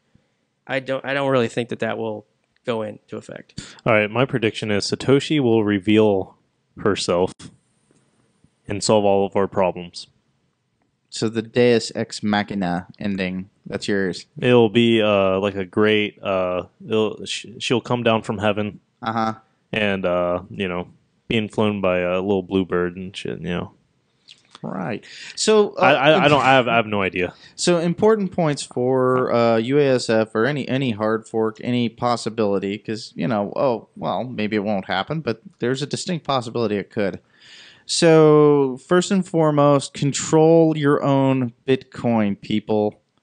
Do not leave it on an exchange. You're gonna lecture people. Yes, so I'm gonna lecture people. Damn it! They didn't listen for. Well, hold on. We are planning on doing this podcast more regularly. We have plenty of time before. Yeah, but I'll totally lecture them every time if given the opportunity. All right. In general, if you're not planning on actively trading, don't leave your coins out on an exchange because you don't know what their policy is. You don't know what they're going to do. You don't know if they're going to lose your shit. You don't know a whole lot. Mount Gox is back online. They can't be hacked again, so you can leave them there. They learned from their mistakes. Of course. So, just that being said, that's just good general knowledge. Like, if we do get to like UASF. The guest says Ruja will come and say she's Satoshi. How do we know she's not? Oh God! If Ruja was Satoshi, I quit Bitcoin right now. No, me too. The only person I know is not Satoshi is me. Okay, for sure. You may be Satoshi for. What if you have a split personality and you're Fight Club scenario? Tyler Durden, or like Split, the movie? Maybe Tyler Durden is Satoshi. Tyler Durden. Yeah. Maybe like when you look in the mirror, you see like Brad Pitt. He's too busy running. He's too busy running. What is it? Zero. Tyler Durden. Yeah, that guy. Yeah. That guy. The cool version is going to come out and claim to be Satoshi. And I will be disappointed if UASF does win out this whole thing. I will not sell all my Bitcoins. I will not do that. I will just say, listen, I was wrong. I will come on here and I will say I'm an idiot and I was wrong, and I will continue forward with the priesthood. That's fine. If it does split, I'm not going to sell any of my coins on either chain. I don't think I'm going to do that. I'm not going to take a side, and unless it becomes apparent one is just like absolutely dying and it's like dead. I'm so far behind in how much Bitcoin I have. I want to flip a coin and take a gamble. That's my strategy. Wait, a 100% gamble? Yeah. A 100% gamble. It's all or nothing. You don't double your money, or that's one way to play it. Yeah. Yeah. I don't have much to lose. Yeah. So I wanna where are we gamble. off the? Let's get off this 148 stuff. All right. Well, let's see. Resurgence of old BIPs into the collective consensus, such as adaptive block size. Do you even want to talk about that? Or? Yeah, I've been having arguments with people on Reddit. I know that's stupid of me to do something like that, but because Reddit's just a cornucopia of retardation sometimes And trolling. But Usually on our Bitcoin or where you at? well, whenever I see adaptive block size, I feel the need to either read and or respond because that's my BIP, for God's sakes.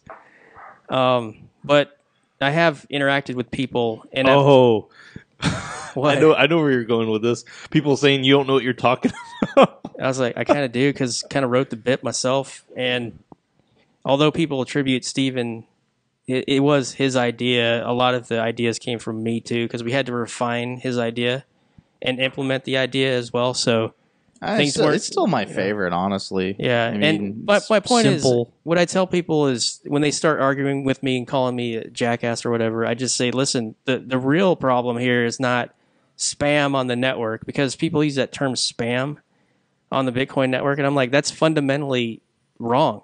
Like there is no spam on the Bitcoin network. Your transaction will either get mined or it will not get mined. And if it gets mined, then you're paying for that per the market, the fee market. And so I said the real problem with what we're dealing. Yeah, it's very, very.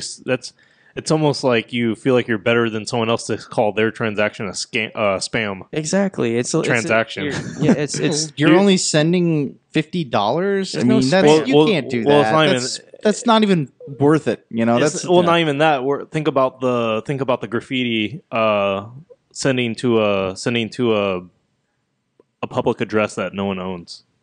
Yeah. And writing graffiti, they're making the address say a word. Well, see, Right. that's the thing Yeah. is there is a market. I mean, even if there's block space, there's a market. It's just a much looser market, right. You And so I say really the problem is not that. We have an opposite problem. The opposite problem is the fact that 58% of the entire blockchain cannot be spent at this moment in time. yeah, the UTXOs. You basically have Roach Motel money. You send money. You possibly can't get your goddamn money out of there, right? So.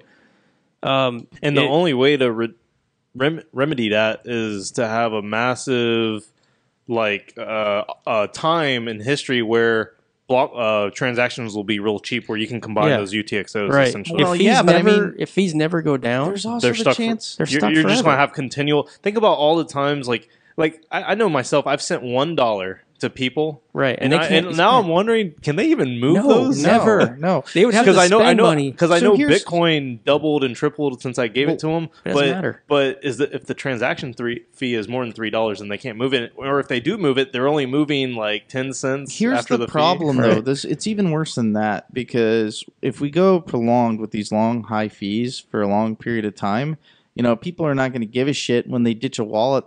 Since they can't move it over, they're just going to leave it where it is, and then they won't even have access to it. Right. You know what I mean? Because by the time you're able to do it, because right now, if it's 15 or 20 cents, yeah, it's teeny tiny little amounts.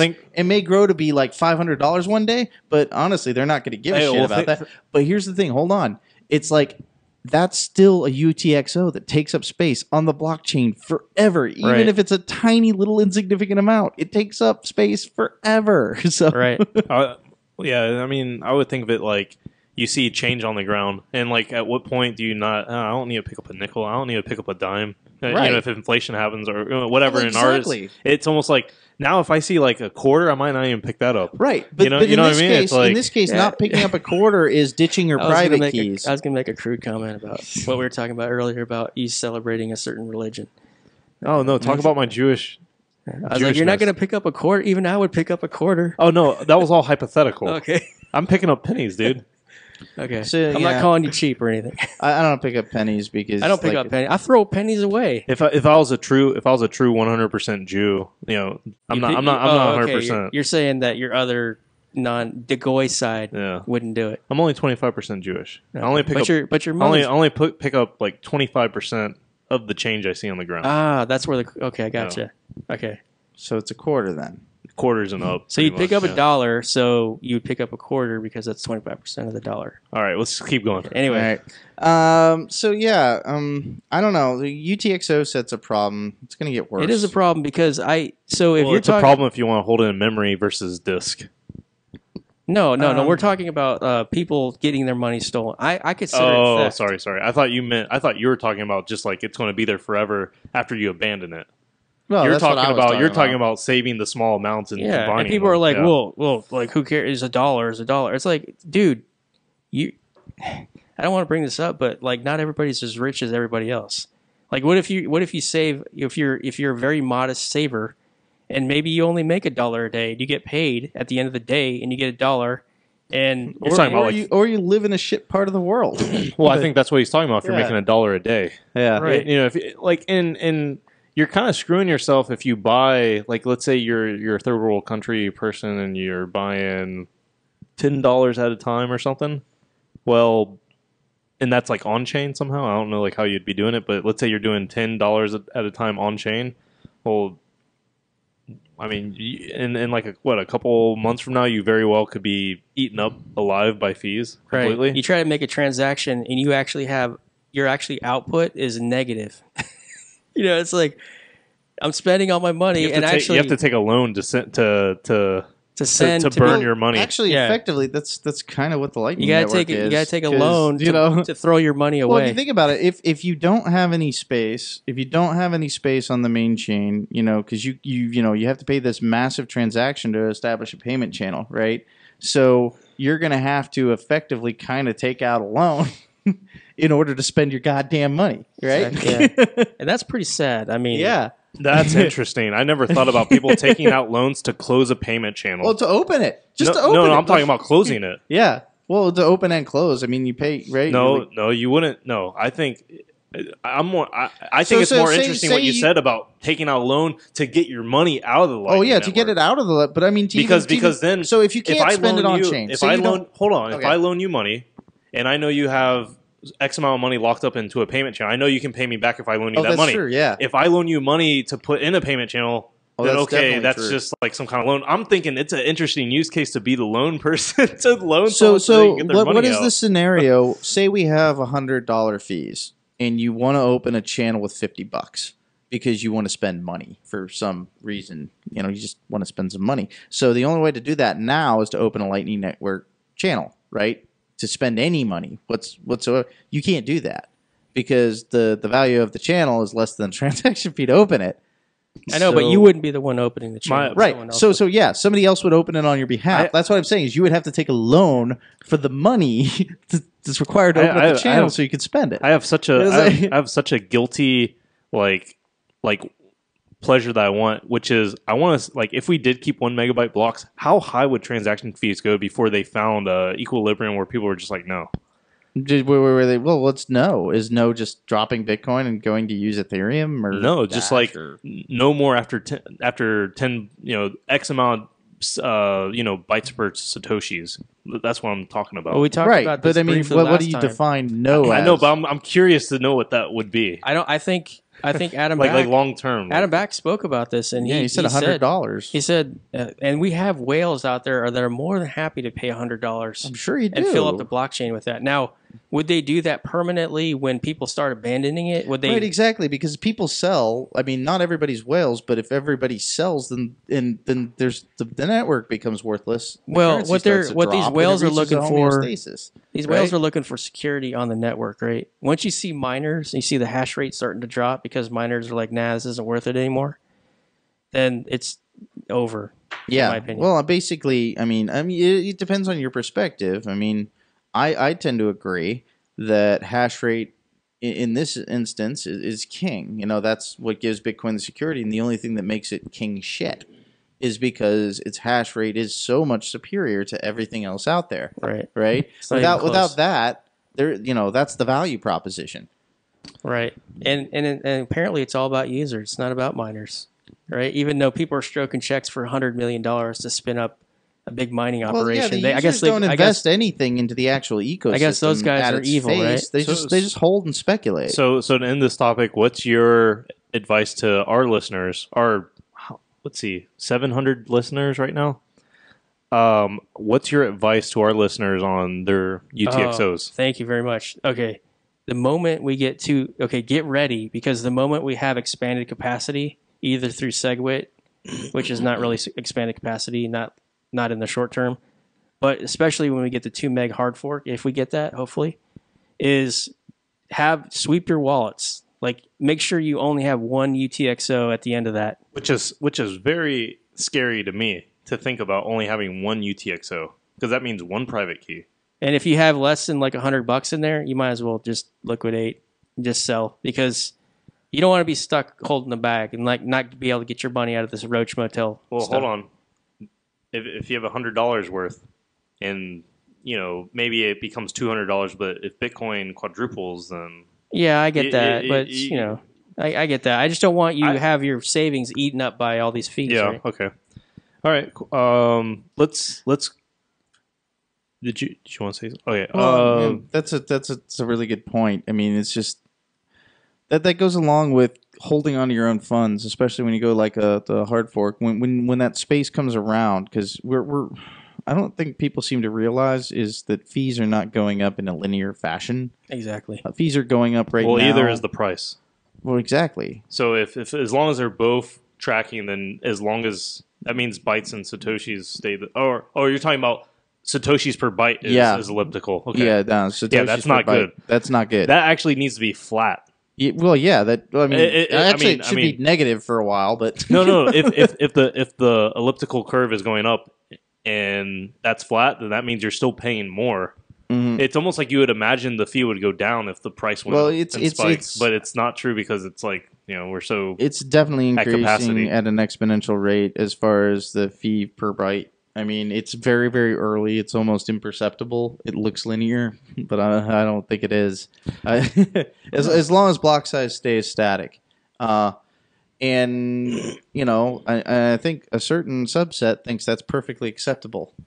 And then maybe there's a homeostatic point where it will balance itself out. I don't think that there is. I think that there is, but it's far higher than a usable network can sustain. Right, and a lot of people don't understand that their wallet balance is not really their wallet balance, right? Yeah, it's the combined UTXOs, right? And so you really need. So most people don't realize they have a giant. Hey, let me UTXO ask set. you a question, Chris. And this is my newbie opinion on how I would do it. But the way to sweep on like a normal user on a normal wallet would just be send the entire amount to one address. Yep, I would do it. So simple, stupid. You just send if I have 2 Bitcoin, I would send 2 Bitcoin to this address and pay the fee. It would help to know how many UTXOs you have that way. If you already have one, you don't. How many wallets show you your outstanding UTXOs? That's true. Yeah, but typically I would imagine most people have at least more than one. Because if you've ever received one payment and you've only received one payment, then you only have one. Well, it's so funny because I remember years ago we were talking about merge avoidance and never ever merge sets from multiple because it reveals now we're doing your it identity. out of like, don't care. Yeah, it's like now you're doing it out of necessity. Yeah. Yeah, there's a lot of people have. See, this is a conspiracy for the government to have everyone combine all their UTXOs into one UTXO so they can monitor you more. It's a shame we couldn't ask the rest of those questions. I was really when we were having the interview earlier. We'll get back to it. Yeah, we'll have to. That's another conspiracy. I love that one. That's my new favorite. Which one? Wait, which one? I'm good at coming up with conspiracies, man.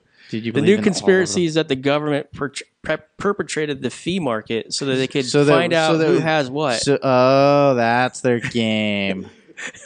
Bastards. And we're their paid shills to tell everyone. Yeah. I work for my company has apparently been told by FinCEN to not support BIP 148. I guess. Well, that's according to Trace Meyer. Yeah. He may have. We just don't know, right?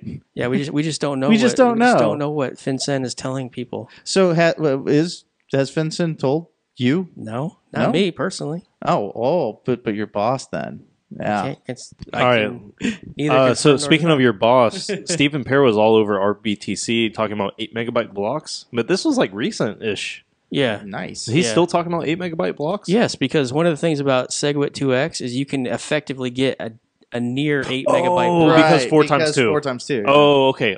That makes a lot more sense. Yeah. yeah. Okay. Well, That's some room though. I know it's not much, but Right. So I know you listen to Adam Meister. Yeah.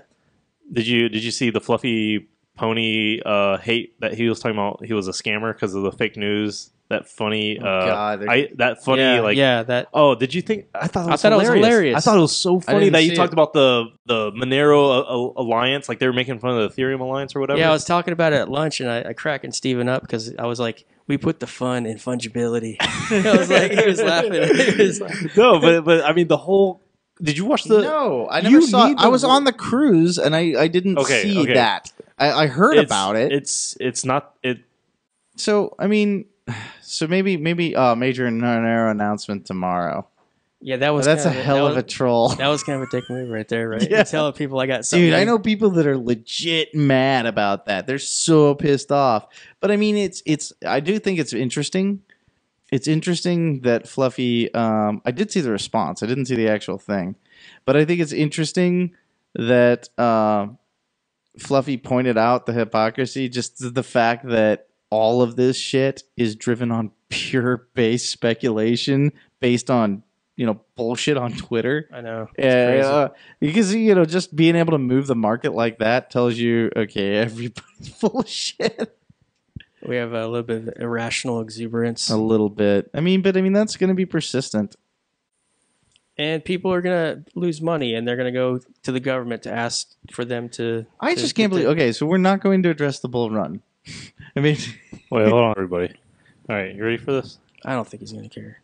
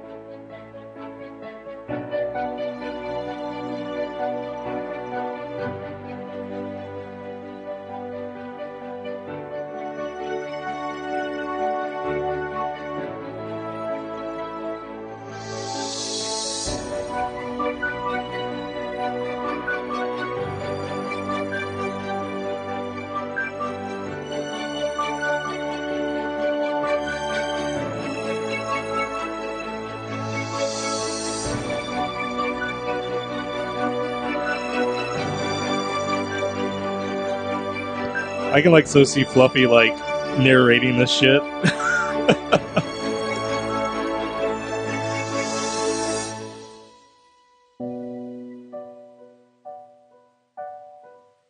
When I saw Monero Ethereum alliance.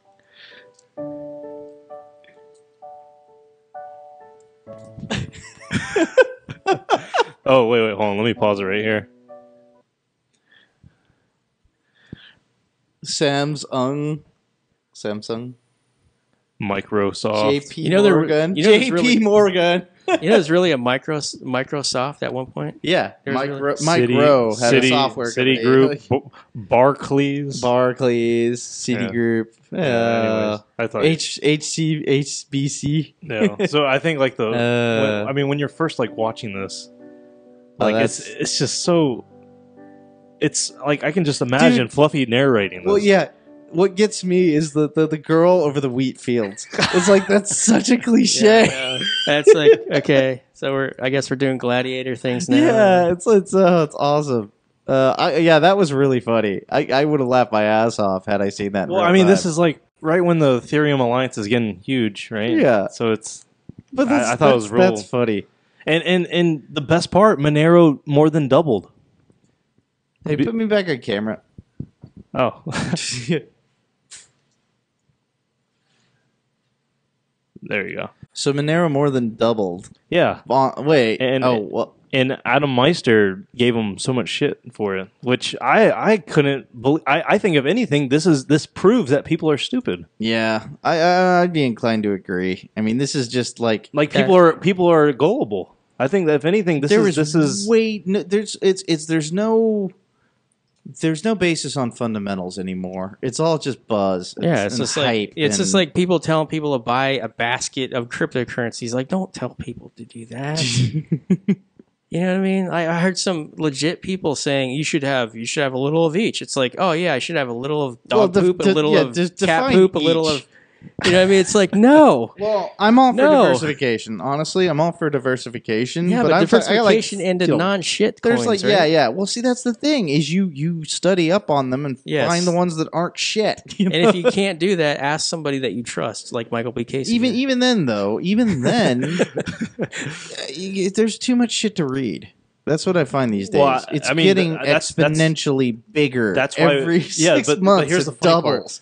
It's like I started the Atlanta blockchain because of that, yeah. and I way underestimated then- how much like this was gonna like blow up into things you can't even research anymore. Oh, it's gotten so big. Yeah. I mean, there's too much out there. I mean, I mean, that's think a about good it. thing, Wait, hold on. actually, Think about but- it. Evidence proves where there's specific meetups now for individual blockchain projects, I know. like like Dash, Hyperledger, like those have came up. You know, That's just recently too. Yeah. Yeah, I like mean, it's getting Dash so has been big. around. Dash Meetup was around for what, like 4 or 5 months. Yeah, but it's and gotten so Hyperledger big. just started. Yeah, but it's gotten so big now, like the blockchain word in the blockchain space, where you can actually specialize now.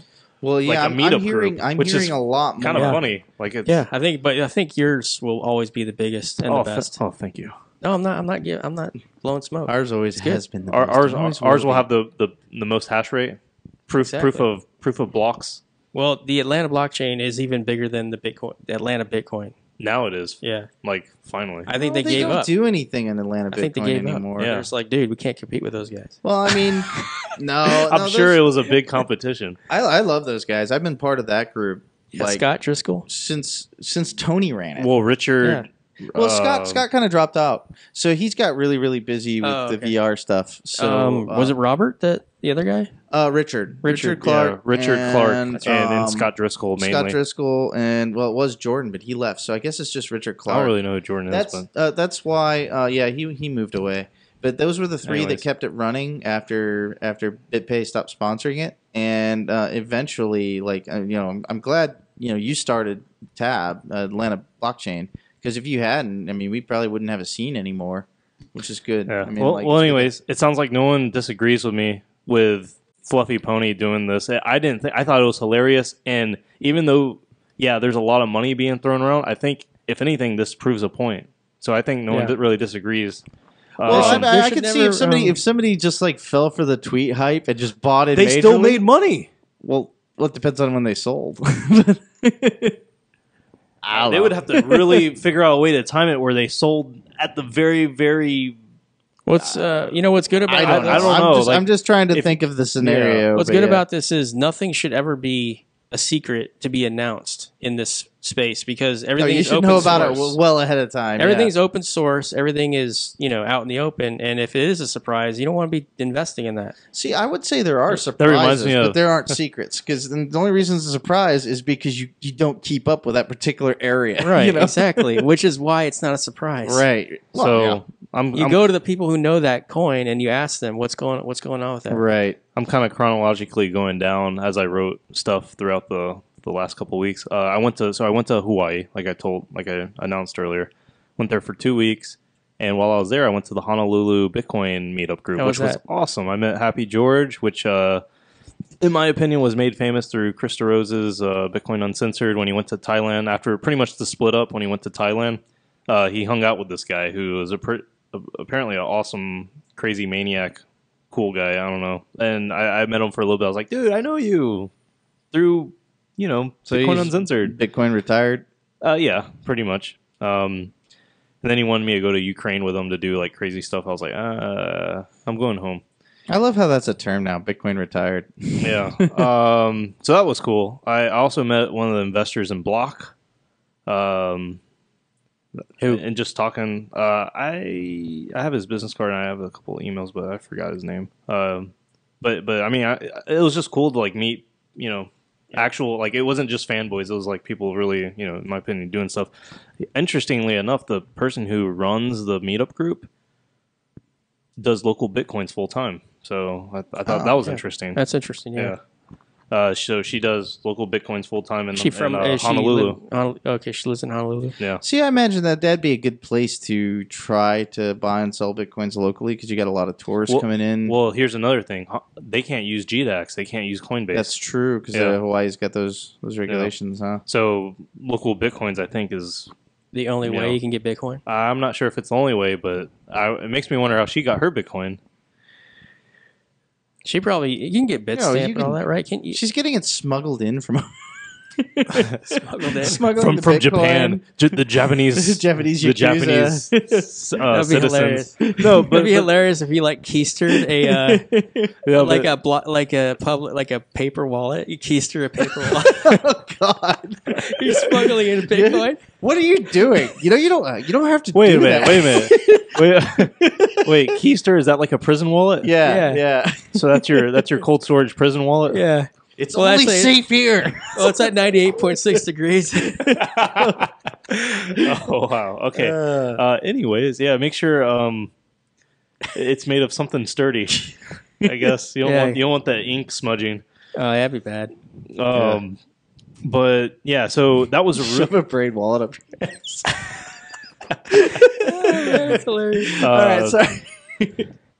Okay, so I have a question back to you, Mike. Yeah. Did you see anything Bitcoin related or blockchain related on your trip? Not a thing, not a damn thing. So when I was on I went on a boat, and they're doing like pictures, and the guy made an announcement over the speaker where he was like, "Hey, I accept pretty much any form of payment, credit cards, Visa, Master, blah blah blah, cash, even like a wire transfer." And he said he also accepts Bitcoin. And boom, I was like, "Whoa, this guy accepts Bitcoin directly." So I decided, I'll spend the $40 and get my pictures of me like snorkeling and stuff. I said, "Hey, I want to use a Bitcoin as payment." No, always buy back. No, I probably never buy back. I just Anyways, he said, over the whole year and a half I've been saying Bitcoin, you're the first person, to ever take me up on that offer.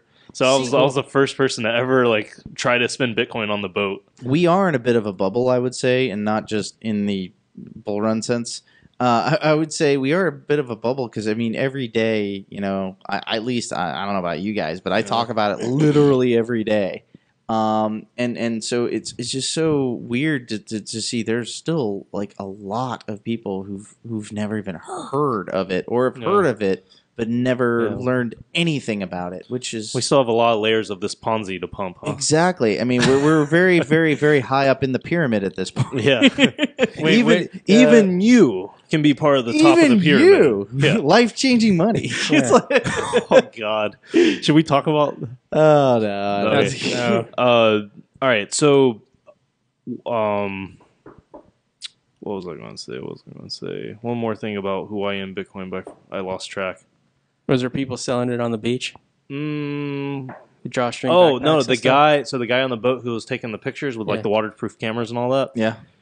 I was like, so when did you get in? And I was expecting him to say last year, this year, whatever. And he says 2011. Jesus. And I'm like, so we're using Silk Road. Yeah. And he's like, yep. I was using Silk Road, and I'm really mad at myself for not holding any of the Bitcoin back then. Nobody using Silk Road held any of that Dude, shit. he apparently in 2011 he had several hundred Bitcoin. So this is what I heard. Even now, people who use it for illicit services, they typically buy right before they spend it, and they don't buy any more. But he didn't hold any of his Bitcoin.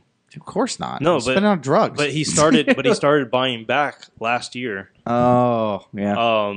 For investment purposes? Yeah. But I just thought it was interesting. Yeah, a lot of people. I've actually met a large number of people that if they had held on to their Bitcoin, would have saved a lot. So here's another topic that came up over the last couple of weeks was Ross Ulbricht got denied completely. It seems like, so he's not getting out of jail. He's life in prison. I find that wholly unsurprising, honestly.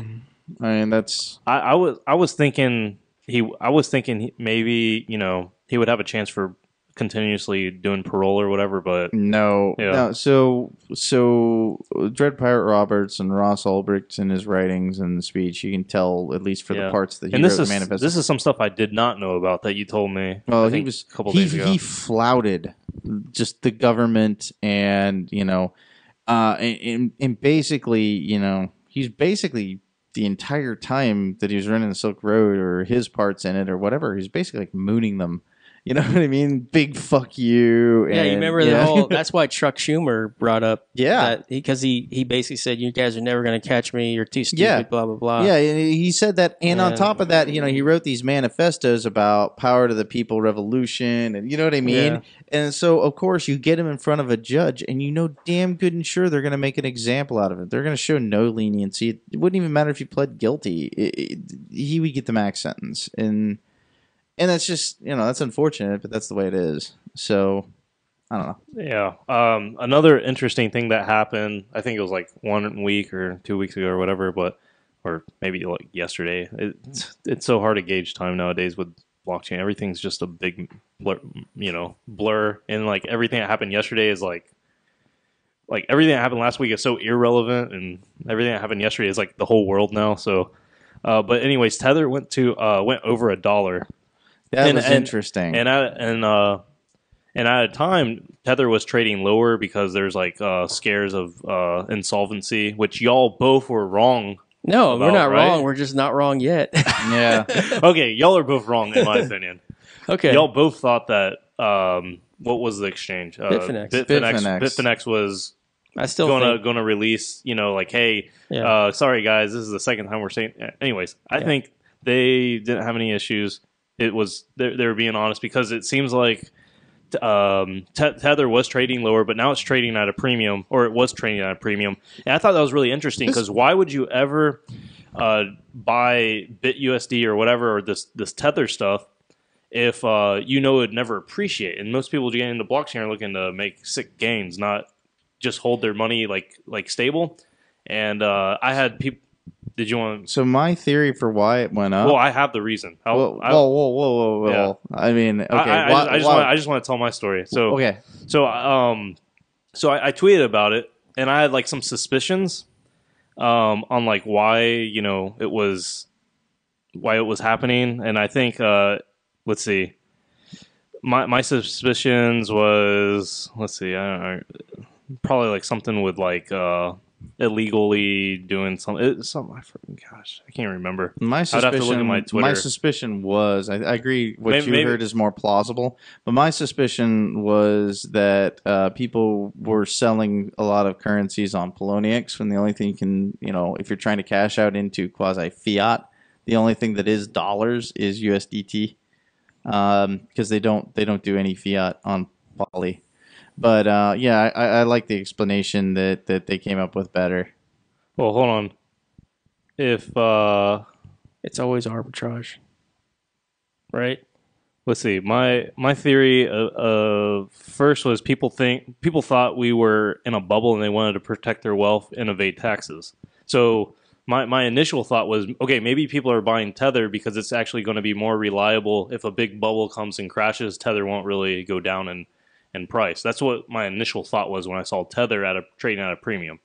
Yeah, Okay. I wouldn't think that. No, I mean, that was just my initial thought. I was like, oh, people are seeing Tether as like a way to preserve their wealth, and they don't want to cash out to fiat because they don't want to pay taxes. So I was like, okay, maybe that's why.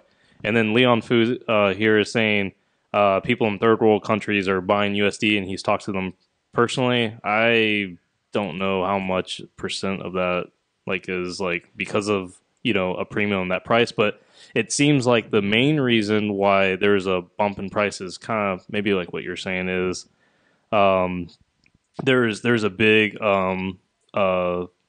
difference between the Bitfinex price and GDAX, for instance. It was like $100 difference. It has leveled out now. That's true. Yeah, but think about it. Yeah. Think about this. There's a 4% difference in price, and Tether was trading at $1.04. Yeah. So it's like 4%, almost like perfectly. It's just moved into. It perfectly filled that arbitrage efficiency or whatever. It's still, which is interesting because I would. I mean, that's people will find ways to do arbitrage. Well, I mean, thought that was really if you can interesting. find, that's a great arbitrage path if you can find a way to get rid of the tether. Right, and the fact and the mere fact that you have a difference in price is not good because there are people that have been doing the arbitrage game for many years. Yeah, but They're bots. But think about this. Yes. But think about this. The arbitrage was done through the lowest bidder of whatever was easiest, which was instead of the price of Bitcoin changing, the price of Tether changed, which was interesting. Yeah, they're going to do whatever they can do. I just thought it was interesting. Another thing that happened was Patientory Atlanta, a healthcare blockchain company, and I met the CEO a while back. We did a split presentation where she presented and I presented. Patientory raised $7.2 million, and I was really surprised. Not that they raised the money because all the ICOs are raising money, but I was really surprised on what they're doing, which was an ICO on private Ethereum. So is it like EA? So type all their platform is on private Ethereum, Mhm. but they have an ICO token, which is going to I think be would used on their not. private system as well. I would. Wow. No. No, I'm just saying people are able to raise $7.2 million with That is incredible. That is in my opinion, incredible. It's primarily a hot industry and a hot Oh yeah. technology. Well, yeah. So what that says is apparently uttering the words blockchain Blockchain. will get you $7.2 million.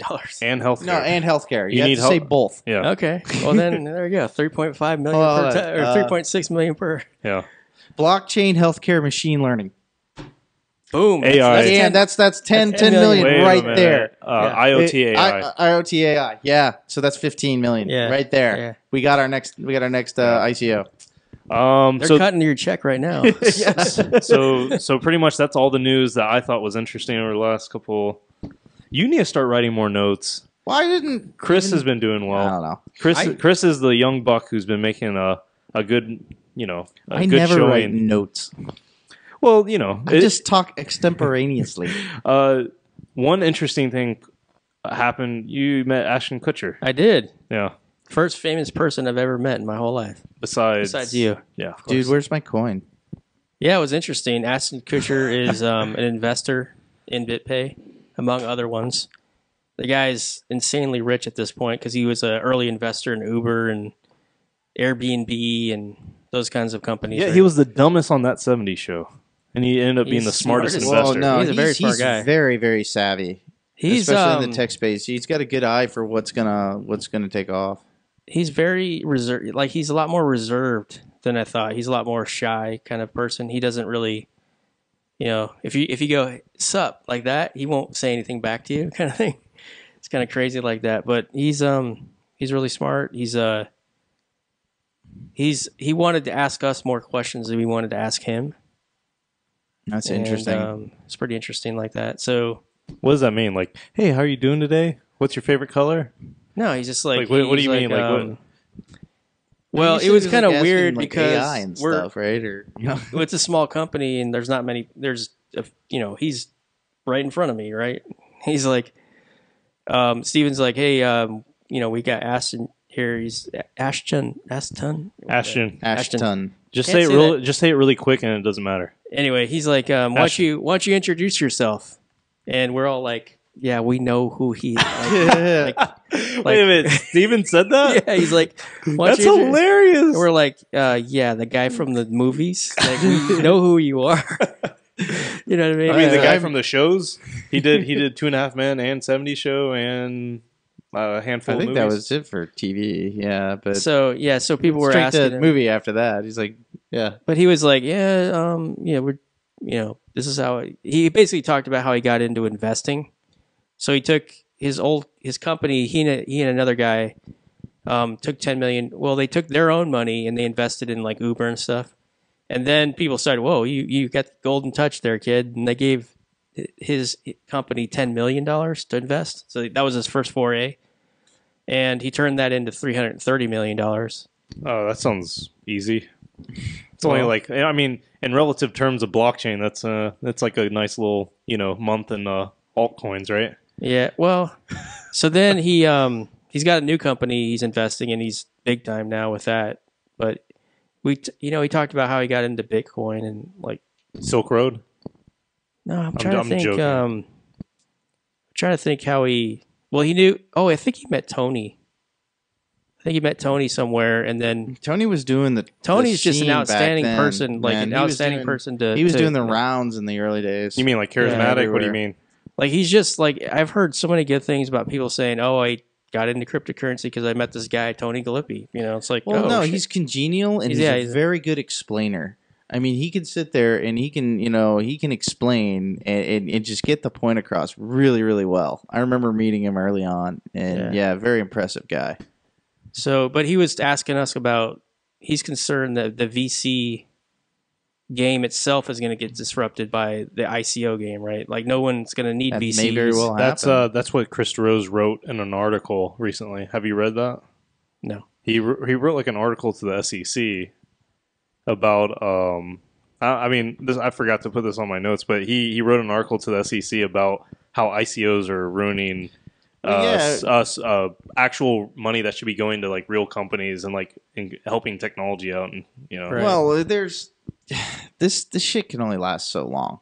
Honestly, eventually they're going to come and take the punch bowl away. Right. He's Eventually.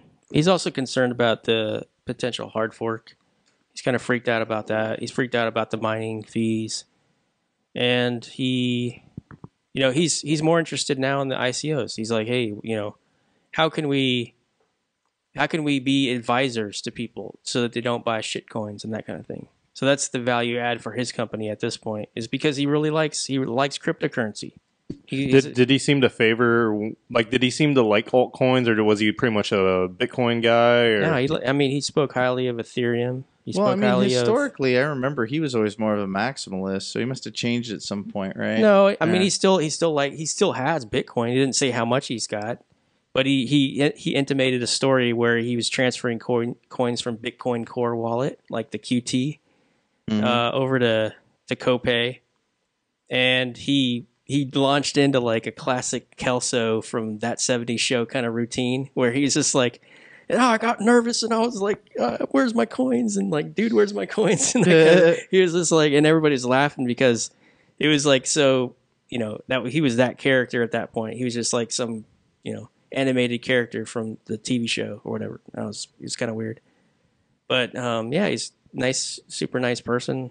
Yeah. He said Did you meet his wife? No, his wife was doing a movie in Buckhead or around the area, and that's why he was there. He didn't just come in like to see us. Just how like Eric Voorhees when he comes in. I wonder what movie Mila Kunis is making right now. I don't know. Honestly. I want to know because he's like, I'm waiting for her. Like he just came in on his own. Like he didn't have any people with him or anything like that. I was like, where's his publicist? Where's his bodyguard? Yeah, I was like, he just came in but he's low key because he's like, I don't know if you'd know who you could recognize him because he always like wears like a hat kind of low kind of thing. I guess I'm sure that's intentional. That's his signature. Yeah. Yeah, where's like how they pull the hat down low like that. So it's kind of. Did it say UASF on it? No, it was like a Nike hat. It's like a gray Nike hat. Did you talk to him about the split? I mean, yeah. So what's his opinion? I mean, like, What do the famous and rich think about it? What does he think about the whole block size debate? Or did he mention anything about that? Or yeah, he says that he wants it to get resolved. He wants a compromise to be made. So he's all for Segwit2 to him. Well, I mean, he doesn't know the particulars about. Okay, I was curious how into it he was. Like, no, he's not into it that degree. Yeah, he's really, and he says that like learning about blockchain and learning about Bitcoin, I should say, is a better alternative than sitting around smoking cigarettes while he's waiting for his next thing. Because I guess there's a lot of downtime when you're an actor, like you're just waiting for setup or whatever. And he says he would normally just sit around and smoke cigarettes and play video games. But, well, I mean, a lot of guys, I mean, that they reach that level of success and they just sit there and just, basically just, I don't want to say just sit there and get fat, but because, they got to keep in shape if they want to keep the movie roles. Because look at us. Well, yeah, myself in particular. But the big thing is like it's kind of, you got to give props to the guy because he doesn't have to do any of this shit. He's loaded already. He's set. He's good. But yet he's got the drive. That's pretty cool. I mean, in just to care about the tech space that much to try to get in on that stuff. That's awesome. Right. Well, I'm hungry. Yeah. I'm ready to go out to a bar and get something to eat. Yeah, thanks for staying with us. So, to our live audience, how did you like it? It's fucking great. Woo! All right. And Yeah, that's. Is there anything else that people asked about or? no, we lost our- dropped down to we like dropped? almost everybody. Like All almost no one's listening now. So Okay. I think we went a little bit long. Okay. But we need to figure out some kind of closeout that includes Chris. We'll do that later. Mike, I think the nonce has been found.